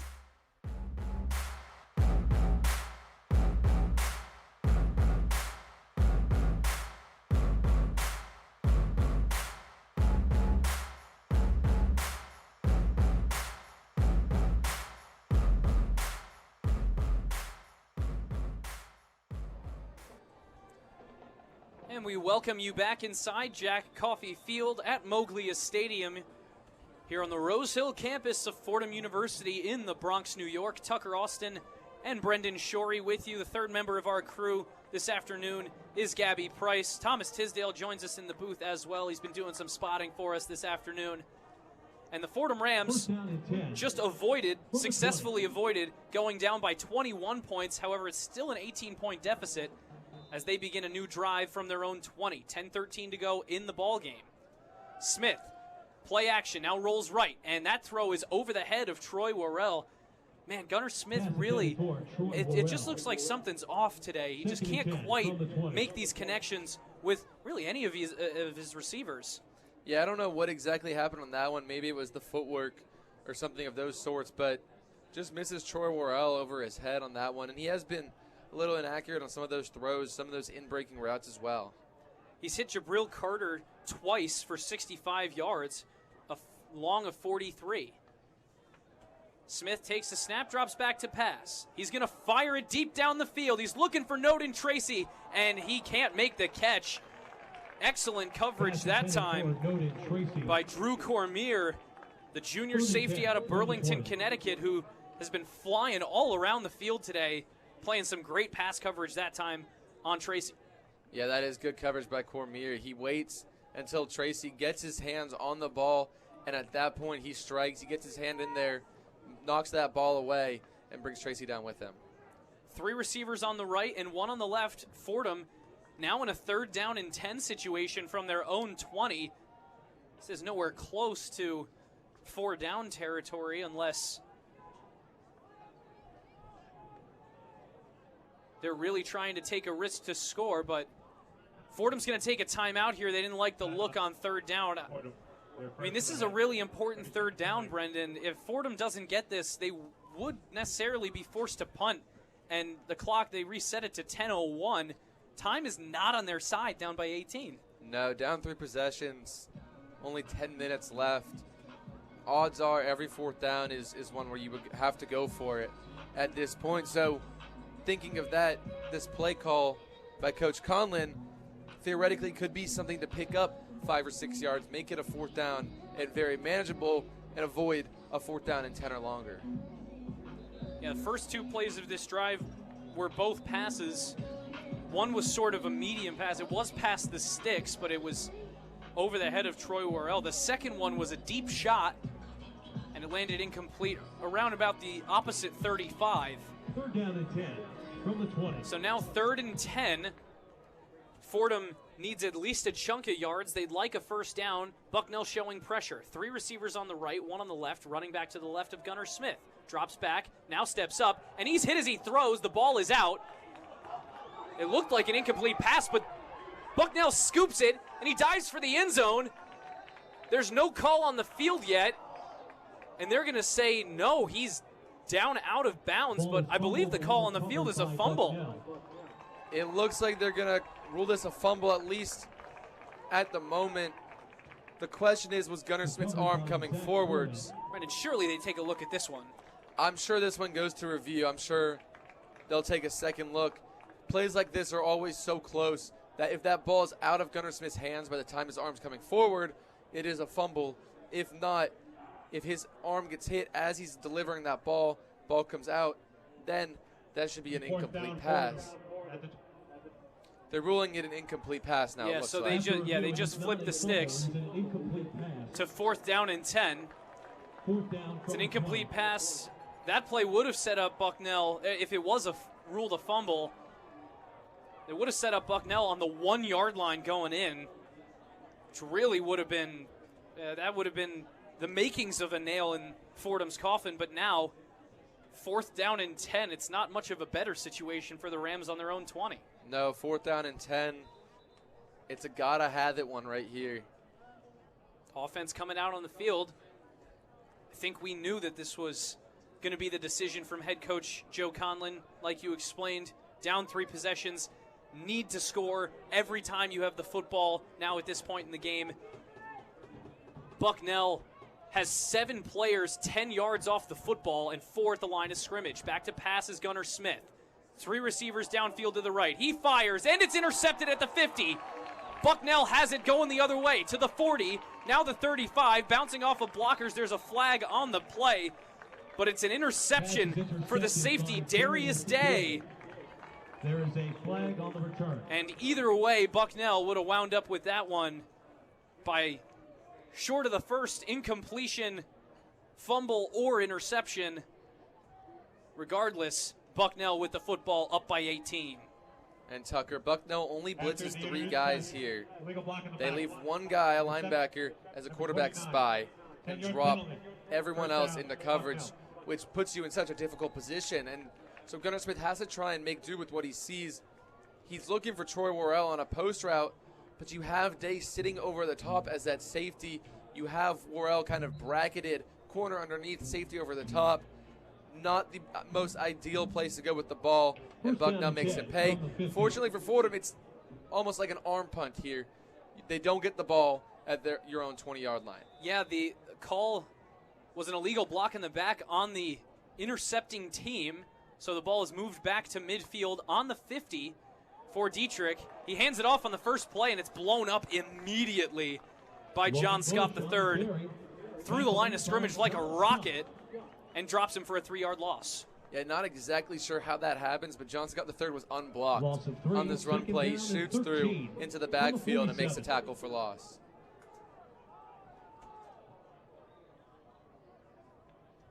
Bucknell lines up now on their own 47. Dietrich in the backfield in the gun, running back to his left, 3 receivers on the left side, and he nearly throws an interception that time. Threw it a little too far to the left of his intended target. I believe it was TJ Caden. But it drops incomplete, nearly picked off by Drew Minnick. Yeah, Dietrich senses pressure and tries to get this ball out immediately. But you said it, Tucker, just inaccurate on that throw to the left of Caden. It falls incomplete, almost intercepted. 9:01 to go with a stopped clock. 3rd down and 13 from their own 47. It's going to be a handoff up the middle to get the clock moving again.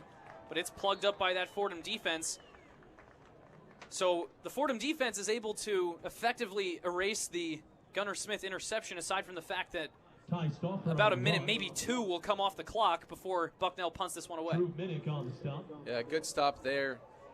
They forced the Bucknell offense backwards on this drive, force a punt. I would not be surprised to see Fordham try and go after this punt, block it, see if they can steal some momentum, see if they can kind of get some really good field position from this.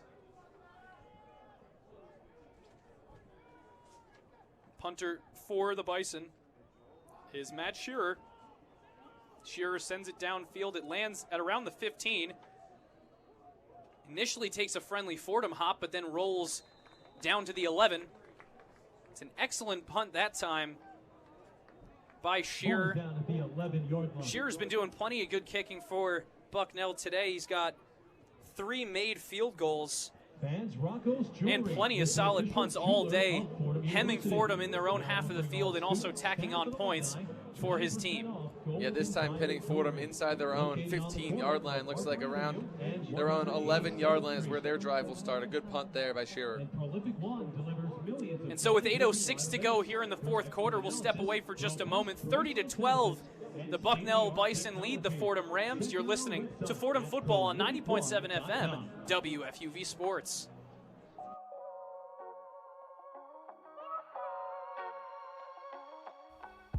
Hi, I'm Mary Hawthorne, one of your hosts on WFUV's tennis podcast, Cross the Line. From breakdowns of majors to courtside U.S. Open coverage, we've got you covered on all things tennis from the ATP and WTA. Tune in to weekly episodes of Cross the Line on YouTube and featured segments on One-on-One. Cross the Line, WFUV's home court for tennis.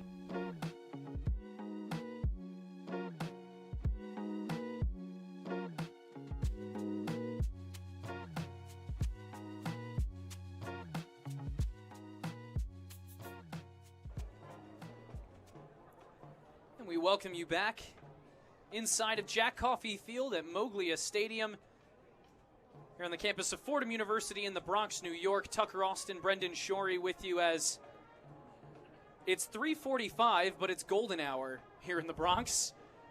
I keep almost wanting to say evening, even though it is still the afternoon, but ever since the end of daylight savings time, it's been getting darker earlier.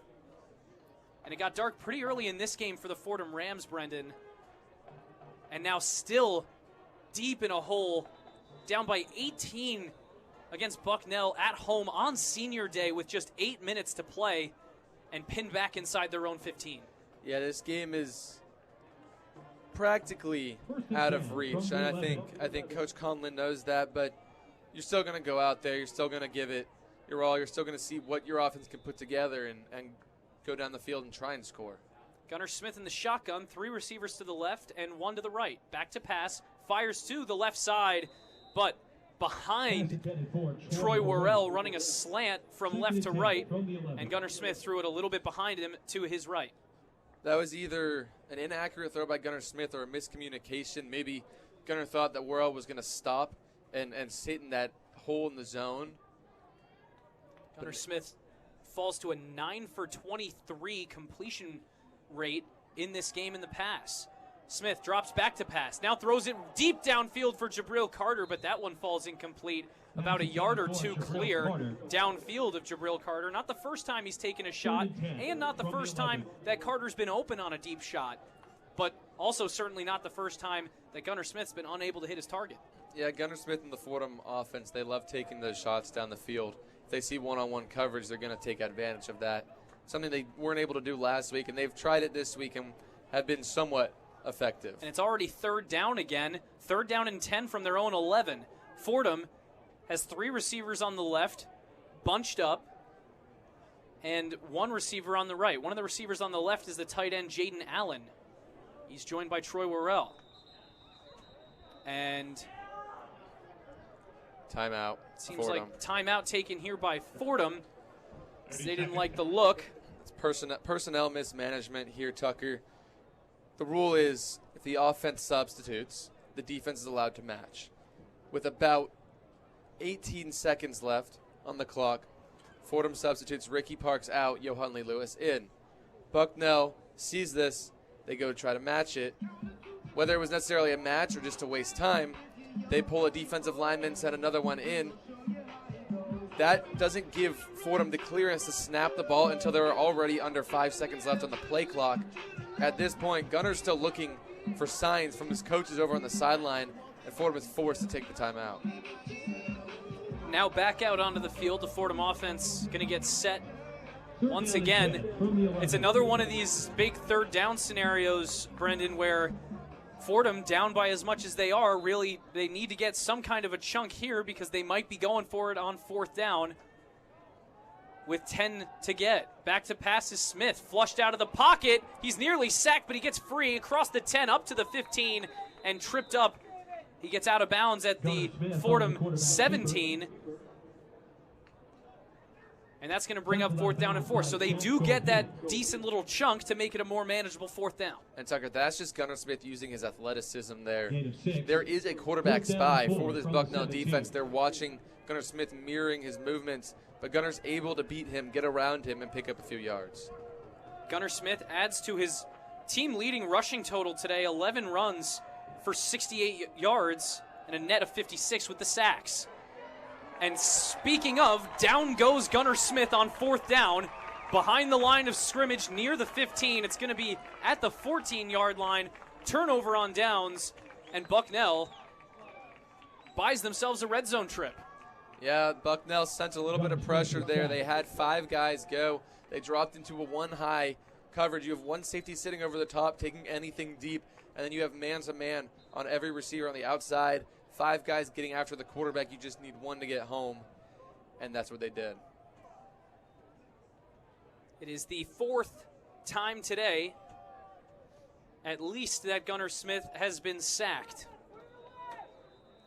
He leads the Patriot League in sacks taken this season. Christopher Dietrich out there, the running back offset to his left, and 2 receivers on 1 on either side. It's going to be a handoff up the middle, and you can expect a lot of run game now out of this Bison team. It's usually a passing squad, but with 7 minutes to go and an 18-point lead, they're looking to run plays that will move the clock. Yeah, it's milk the clock time, Tucker. Milk the clock, o'clock. For this Bucknell team, just running the ball, pounding the rock, keep the clock moving. Might see that Wildcat come out again as Sam Milligan's lining up next to him, and it is going to be the Wildcat. Milligan steps into the quarterback role as Dietrich heads out wide to the left. Man in motion left to right. And they hand it off this time to the left around the end. He gets the edge to the corner of the end zone, and he's out of bounds. They call him out at the 1.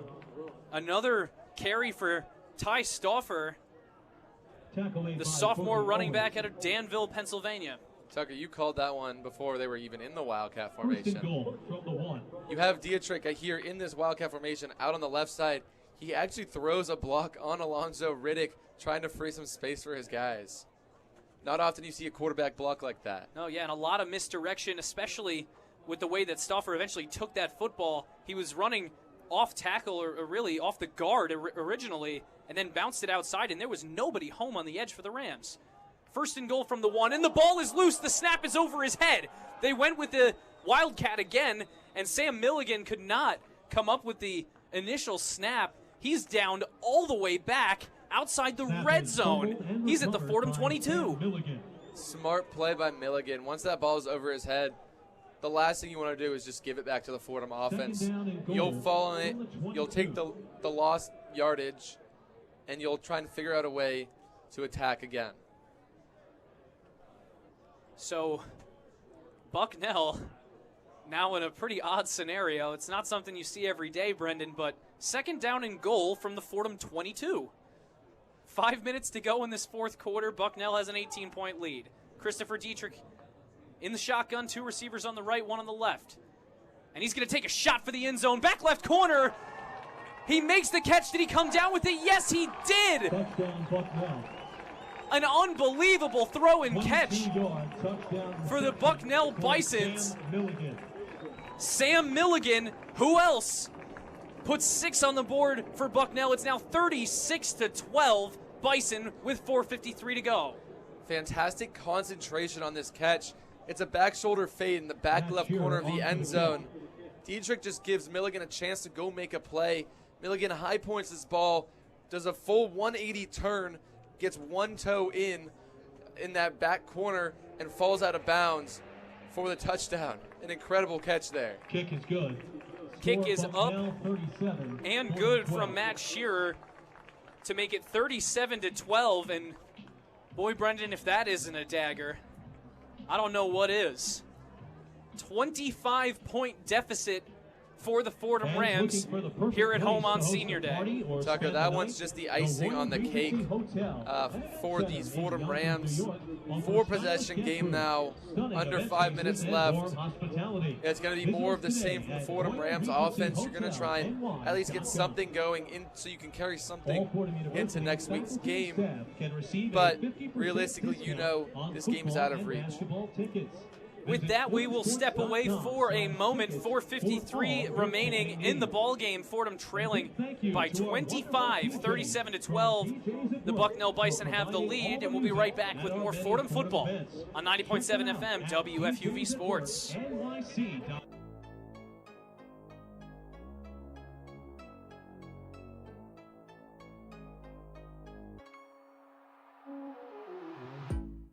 Hey, this is Chris Carino, Fordham and WFUV class of 1992. WFUV is your home for all things Fordham athletics, with live coverage of Fordham football, Fordham men's and women's basketball, in addition to our Saturday show, One-on-One. Stay right here on 90.7 FM for all things WFUV sports.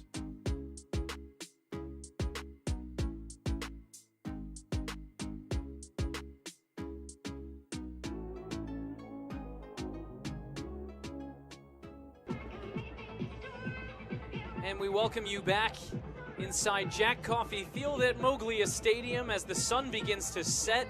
So it does on this football game as well. 4:53 to go in the fourth quarter. And Fordham really in a desperate situation. Maybe even an impossible, perhaps an improbable situation. 37-12. Bucknell has the lead. They defeated the Fordham Rams last year in Bucknell, but this year they come into the Bronx. And they just controlled this game from the start to the finish. Still 4:53 to go, though. Fordham about to get the ball back. And really, they'll be forced into pass. They do not want to put this ball on the ground for fear of losing time off the clock. The kickoff is a short one, received at the 25. It's off a Fordham player and on the ground, but he falls on top of it. The last thing they need is another special teams blunder. That's been one of the most baffling changes from last week to this week, Brendan. Last week against Richmond, Fordham's special teams was lights out. Couple of blocked field goals, or a couple of blocked extra points, rather, a blocked punt, and a lot of great coverage on kickoffs, but now today, the exact opposite. The special teams has really only helped to add to the Bison's lead. Yeah, it's something that was kind of unexpected last week, but it was a pleasant surprise, them not showing up again this week. Smith fires it over the middle along the right hash at the 45, but it's incomplete for Jabril Carter, who's still walking a bit gingerly. He has taken a beating today in that secondary. That one, a bit of a difficult catch, a diving catch he would have had to make, and he does dive, but that ball off his chest, it's another episode, you mentioned it, him getting beat up today. Clock stopped at 4:47 after the incompletion. Second down and 10 from the Fordham 25. Gunnar Smith, play action, rolls to his left, finds Jaden Allen, the tight end. He's hit and brought down, hit at the 30, brought down at the 32. And so that's going to bring up third down and 2. That's what you like to see right there from Gunnar Smith. Play action, it's a rollout to his left. Instead of overcomplicating it, he just takes this simple, easy pass to Jaden Allen in the flat, and it ends up picking up about 8 yards. Smith takes the shotgun snap with two receivers on the right and one on the left. He finds the man on the left. It's Noden Tracy, caught at the 47 and falling forward to the 49. First down for Fordham. It's man coverage there. You have Noden Tracy on a slant route, just gets that inside leverage on this defensive back. Is able to get a step on him. Big catch for a first down. First down and 10 from their own 49. Gunnar Smith, shotgun, play action. Looking right, now looking middle, looks right again. Now he takes a shot down the field. There's 2 flags. And it looks like there's 3 flags, actually. And this could be just about anything, Brendan. I mean, offensive holding, it looks like they're calling it on the defense. It might be DPI. Yeah, I'm going to guess it's either a hold or pass interference on the defense. All three flags were thrown in the exact same area in the secondary. It was a double move there from Fordham, and I am imagining that's where they're going to get the defense. Looks like it was defensive pass interference as they take the 15 steps downfield. Penalty pushes Fordham across into plus territory, and they're looking to keep the tempo up. Gunnar Smith shotgun. One receiver on the left, two on the right. Ball on the left hash. The ball's on the ground. Gunnar Smith falls on top of it, though. Another rough snap. First it was by by the Bison on the last drive with the errant snap to Sam Milligan. This time an errant snap to Gunnar Smith for the Fordham Rams. Yeah, and again, the smart play. Gunnar Smith just falling on the ball, living to see another day. You can come back and try to get it again on second down. 3:15 to go and ticking in the fourth quarter. Gunnar Smith, shotgun, two receivers wide to the right, one to the left. Ball on the left hash at the Bucknell 42. Up the middle with a rush for Jamel James. He gets back to the original line of scrimmage. Brings up 3rd and 9. As much as you don't want to run the ball now, when they're showing that light of a box, you have to run that ball and take advantage of only 4 people at the line of scrimmage. Clock still melting away as Gunnar Smith takes the shotgun snap. Play action, looking right. He wants to go to the right. And Jabril Carter makes the catch past the sticks after routing his defender. He put his D-back right on the turf before spinning back around and then was wide open for that catch. First down for him. And I don't think he realized he did that because he fell after doing that catch. He did what would, in Madden, be considered a possession catch there. Shades of Tyler Lockett. Gunnar Smith in the shotgun. He hands it off to Jamel James up the middle. He gets about 2. Maybe 1.5. The clock is going to move down to the 2-minute timeout. Fordham with just 1 timeout remaining. Jamel James on the run. But this timeout will effectively also count as a timeout for the Rams. From the 23. Yeah, a timeout here gives them maybe a chance to game plan, go get one more, carry some momentum into next week. At our Salute to Service game. And so, 2 minutes remain in the fourth quarter. Fordham, on senior day, trails Bucknell 37-12 is the score. We'll be right back with more Fordham football on 90.7 FM WFUV Sports.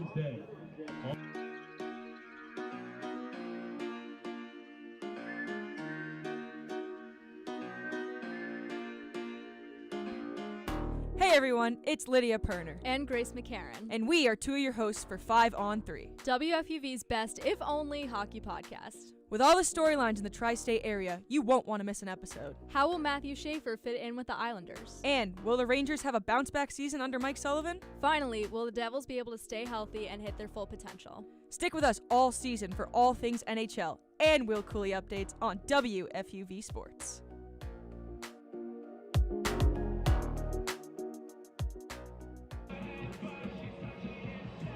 Welcome back to Jack Coffey Field at Moglia Stadium. With 2 minutes to go, Fordham's offense trying to drive down the field and put something else on the board, if not just for consolation or just to make the scoreboard look a little bit better here, down 37-12. But in the meantime, we do have another sideline report from Gabby Price as play begins once again. What do you got, Gabby? Thanks, Tugger. The next senior I want to highlight isn't someone who's really been on the field a ton lately. Dominic Sansone has been punting for grad student Will Hazlitt, but something I've loved to see this afternoon is the leadership and support from Hazlitt to Sansone. And Hazlitt is a great person to learn from because since he's transferred to Fordham, he's punted 181 times, putting him 7th on the all-time list, 4th on the Rams' career list. Last year in 2024, he punted 67 times for over 2,800 yards, and he was 2nd in the Patriot League in punting average, so a wealth of experience for Sansone to listen to. In 2025, he earns a degree in finance and fintech, so overall, a pretty successful career if you ask me. Back to you guys. Thanks very much, Gabby, as Gunnar Smith goes down once again, sacked on second down, and Fordham finds themselves well behind the sticks on third down here. 1:45 and ticking, and Coach Conlon pocketing that last time out. Yeah, Gunnar Smith was immediately pressured on that one. He had no other option than to take that sack. Smith back to pass again. Pocket collapsing. He's flushed out. He's going to take it himself to the 25, now the 20, and out of bounds. Near the 20-yard line. He's going to be marked down at the 20-yard line. So a red zone trip here for the Fordham Rams with 1:28 to go. Still, though, down by 25 with under 1.5 minutes to go. This game more or less over, Brendan. Yeah, Tucker, 4th and 6, it looks like, in the red zone. They're going to go for it here. If they don't get it, Bucknell can just kneel this one out. 4th down and 6. What could be the last life for the Fordham Rams. Back to pass is Smith. Fires to the right. He has a man at the 10 and past the 10 to the 8. It's Noden Tracy. There's a flag on the play. Noden Tracy is still down. There were 3 referees in the area of Noden Tracy, who is slow to peel himself off the turf. He does now eventually get up, and he's walking under his own power off the field, although the injury is going to bring a bit more than a soft stoppage. Most of Fordham's offensive players are now on the field at the 15-yard line. Meanwhile, Bucknell's defense is standing out there all alone inside the 10. And Tucker, that flag, extracurriculars after the play, by this Bucknell defense on Noden Tracy. That's the reason he stayed down for a second. Partly probably to sell it a little bit, but obviously just refs, look what happened. To the 4-yard line. 1st and goal. So the ball is moved to the Bucknell 4 after the penalty and the catch by Noden Tracy. Gunnar Smith with Jamel James offset to his left, 2 wide receivers on the left, 1 on the right, ball on the right hash. It's going to go to the end zone for Jaden Allen. He makes the catch for the Fordham touchdown. Gunnar Smith throws a little floater over the middle of the field into the back of the end zone for the big body of Jaden Allen, who scores a touchdown on his senior night. It's 37-18 Bucknell. Play action here. Jaden Allen on the line acting as if he's going to block, and then just sneaks upfield. Gunnar Smith with a little bit of a jump throw here, gets that one high enough where Jaden Allen can go up and high point it. The tallest guy on the field. He goes up, grabs it, gets his feet in, and puts 6 more on the board for Fordham. Bennett Henderson out for the extra point. It's only the 2nd extra point that he's attempted in this game, and it is good. So 37-19. The score now back to an 18-point deficit for the Fordham Rams, but Bucknell now preparing to get the ball back with 1:18 on the clock, and Fordham, with just 1 timeout, can only stop the clock once before this game is over. And Tucker, knowing Coach Conlon's aggressive nature, I would imagine he elects to do an onside kick here, see if he can get the ball back, maybe create some chaos. Obviously, that's going to be very difficult. If Bucknell recovers, as you mentioned, only 1 timeout, they could essentially kneel it out and end this game. But this is the beauty of college football, Brendan, because at this level of football, you don't have to tell the other team that you are kicking it onside. So if head coach Conlon wanted to pull out the onside kick, he very well might. And Fordham is going to disperse here, and they will line up for the onside. Bucknell lined up for an onside recovery.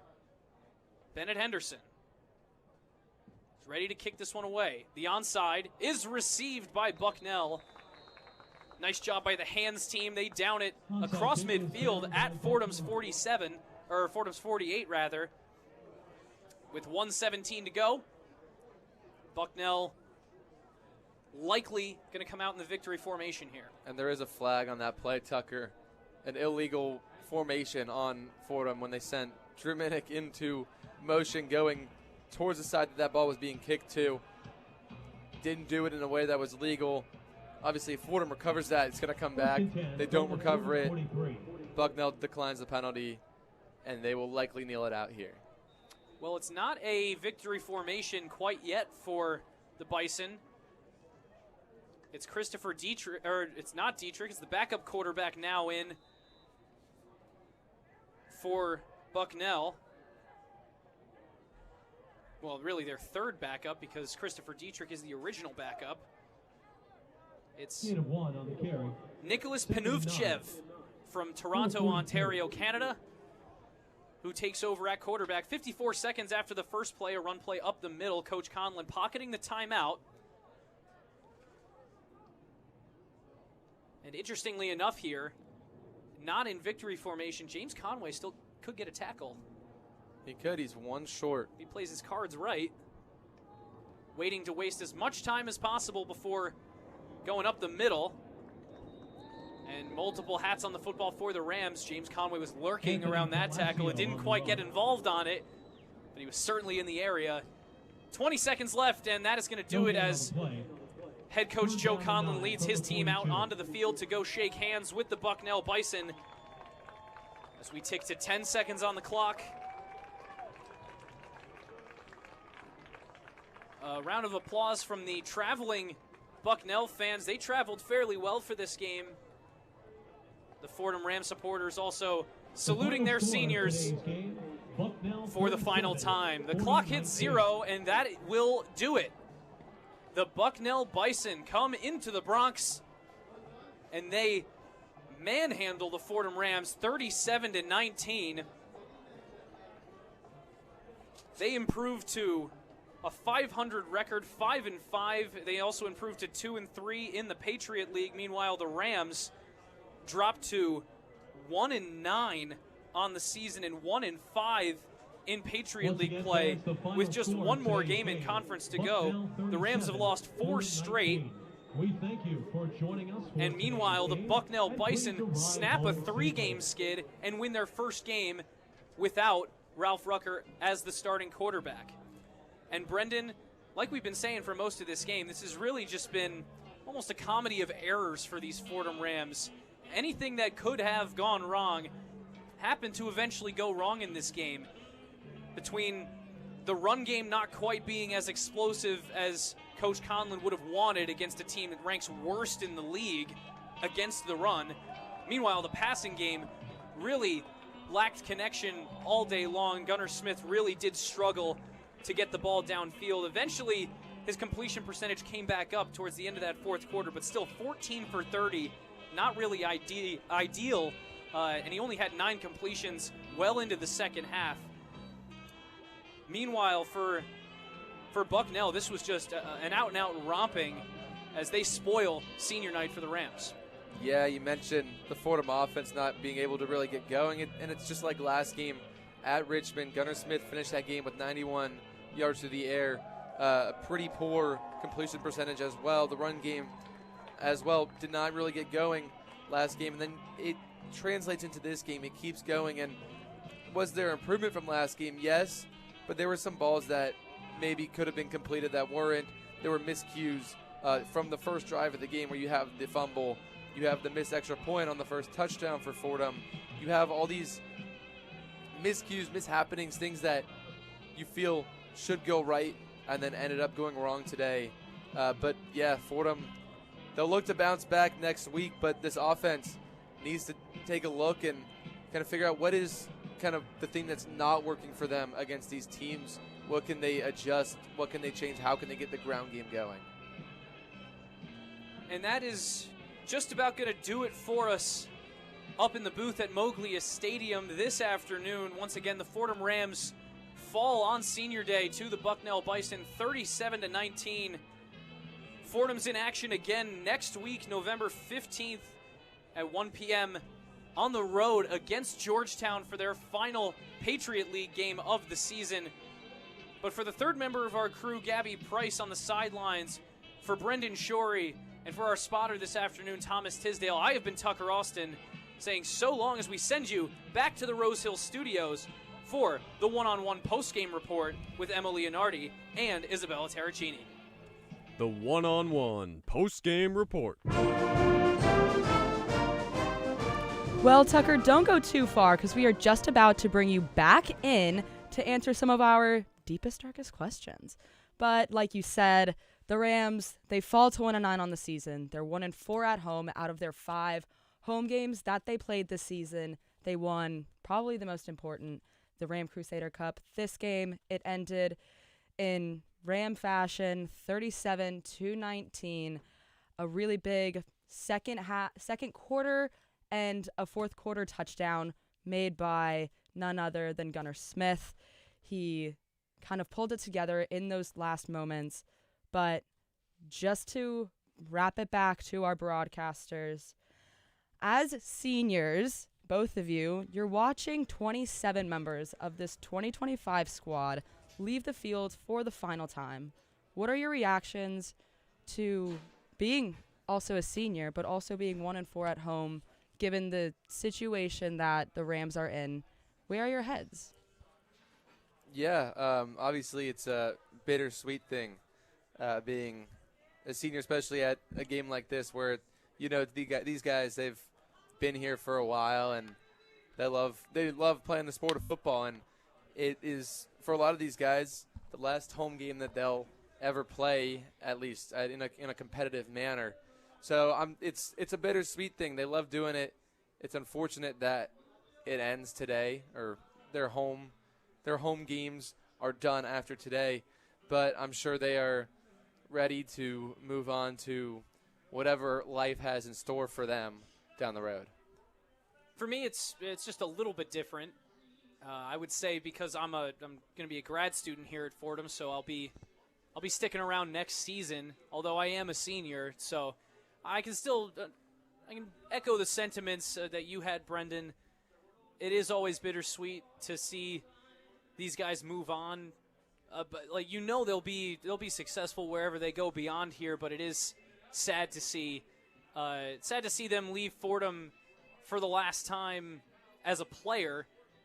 Like you said, they have 2 games on the road left to go, but they leave Moglia Stadium and they leave Jack Coffey Field for the last time without getting that win to sweeten things, and especially losing in a manner like this to Bucknell after they lost last year. And I believe Fordham had a 6-game win streak at home against Bucknell that was just snapped this season.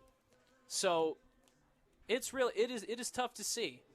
But at the same time, I would say I'm a little bit more affected by the fact that this is me and Brendan's last game working the booth together. It's going to be you and Chris Carino on the call next week, and then I'll be going to the Merrimack game, but you won't. So, yeah, this is going to do it for me and Brendan. So I will be here next year, but I think I can echo the sentiments there a little bit.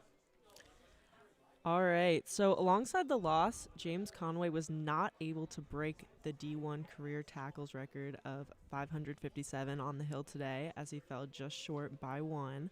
Do you think he will be able to break it in the last 2 games of the season? And if he does, what number would you estimate him ending the season with? Well, I got to say absolutely. There's no way James Conway doesn't break this record. He's probably going to do it next week. He gets at least 7 or 8 tackles per game effectively, as he's done all season, and that's a slow day for him. So James Conway is just such a talented defensive player, such a good linebacker. I mean, he learned from one of the best linebackers to do it at Fordham, Ryan Greenhagen, who's now one of the linebackers coaches here at Fordham. Really, Fordham seems to be becoming a bit of a linebacker university on the defensive side. But yeah, as you mentioned, he wasn't able to get to that mark of he needed 10 today to tie. But I absolutely think he will tie it next week, break it next week, and likely eclipse it. If I had to guess, I feel like he could get within the range of 585, maybe 590. Wouldn't be ridiculous to me if he actually managed maybe closer to 600. But he'd have to tackle a whole lot of players over the next 2 weeks. Still, Conway's such a defensive talent, really like a treat to watch week to week, and he'll absolutely be breaking the FBS total tackles record next week against Georgetown. It says a lot about a player when he's 10 tackles short of a record and you're pretty confident he's going to break it that day. That's just the type of player James Conway is. We've seen him in the first 2 games of the season, he put up a combined 36 tackles. Like, that is something that you're not going to get from almost anyone else. So, yes, he breaks it tomorrow. I think he eclipses it by about 15 tackles, give or take, by the end of the year. But heck of a player, heck of a guy, and he will break the record soon. Well, thank you, both of you, very much. And thank you, Gabby and Thomas, as well. We will let y'all pack it up in the press box, come back to the studio, and I just have some numbers from the game. Bucknell, Christopher Dierich, he was able to complete 17 of 22 passes on the afternoon. He ended the game with 166 yards through the air, and his 3 touchdowns and no interceptions. Couple tipped balls here and there, but nothing really so bad. Now looking on the other side, Gunnar Smith has a really similar stat line: 14 for 30, 170, 2 touchdowns, and an interception. Smith also led the Rams on the ground, 16 carries for 56 yards. And it's just interesting because the Rams did not have a rushing touchdown. Both of their touchdowns were thrown. And it was a game of ups and downs. I think that's one way that you can put it for Bucknell rushing. Thomas was able to get 33 yards on 11 carries, and that was the most outstanding rushing of the game. And then looking into the passing, Sam Milligan, he was able to do 77 yards, 4 receptions, and he was 2 touchdowns. And Jabril Carter, Noden Tracy, and even Jaden Allen. Like, this was a stacked receiving core this game, and they did the best they could, given they did not have Jack Freeberg. Not having Jack Freeberg, it takes away a huge part of this Fordham offense. But Jabril Carter was able to receive 76 yards on 3 receptions, and your 2 receiving touchdowns, like, they're like not really receiving though. It was Troy Worrell and Jaden Allen making it into the end zone. Noden Tracy finished the game 57 yards on 5 receptions. But Emma, I want to ask you, what did you see from this game? Like, numbers aside, we talked about it in the half. Mentality played a big role of it.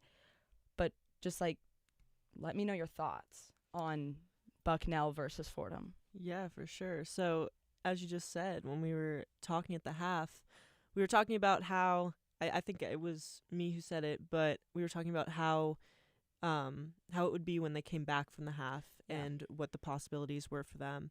And I had labeled 2 options, and one was that they keep the momentum going that was there at the very end of the second quarter, the end of the first half. And the other option was that they fall short, and unfortunately this time it was the latter. I really think that, like, it is like, I think the grit and momentum for them is really important because we've seen that they can do, like, they can make plays, and they can make plays well. So it's just gonna be up to them to round up some more grit and momentum for the last 2 games of the season and hopefully finish out the season with another win. And I think what you're hinting at this grit, looking at the penalties, this was a heavily penalized game overall. Bucknell, 8 penalties for 74 yards. Fordham, 6 penalties for 55 yards. There were just silly mistakes on both the offense and the defense's holding, pass interference. We got a lot of flags thrown and whistles blown. Like, it's that simple.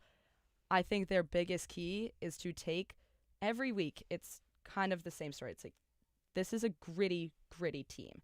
And they just need to understand that there are some things that you're going to get called on. But that's just the beauty of college football. There's refs there for a reason.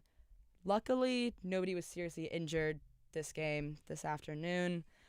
And it was definitely a contest. It was the last game at home for the season. They've got 2 road games coming up. And their next one is at Georgetown next Saturday at 1 p.m. Eastern. And Tucker said that he won't be at that game. It will be Chris Carino and Brendan Shorey on the call. Because it's away, there will be no sidelines, which is really, really heartbreaking because Gabby absolutely killed it today. But a very, very special thank you to everybody who joined me in the studio and from the field. Special thank you to Owen Kelty, Max Perlman, Emma Leonardi right beside me, the on-site crew, including Tucker Austin, Brendan Shorey, Gabby Price, and Thomas Tisdale. And just like all of you for spending the afternoon with me. We had a great time. And shout out Bobby Chaffardini for being WFUV Sports' sports director. And Fordham Football is a production of WFUV Sports. And shout out Hayden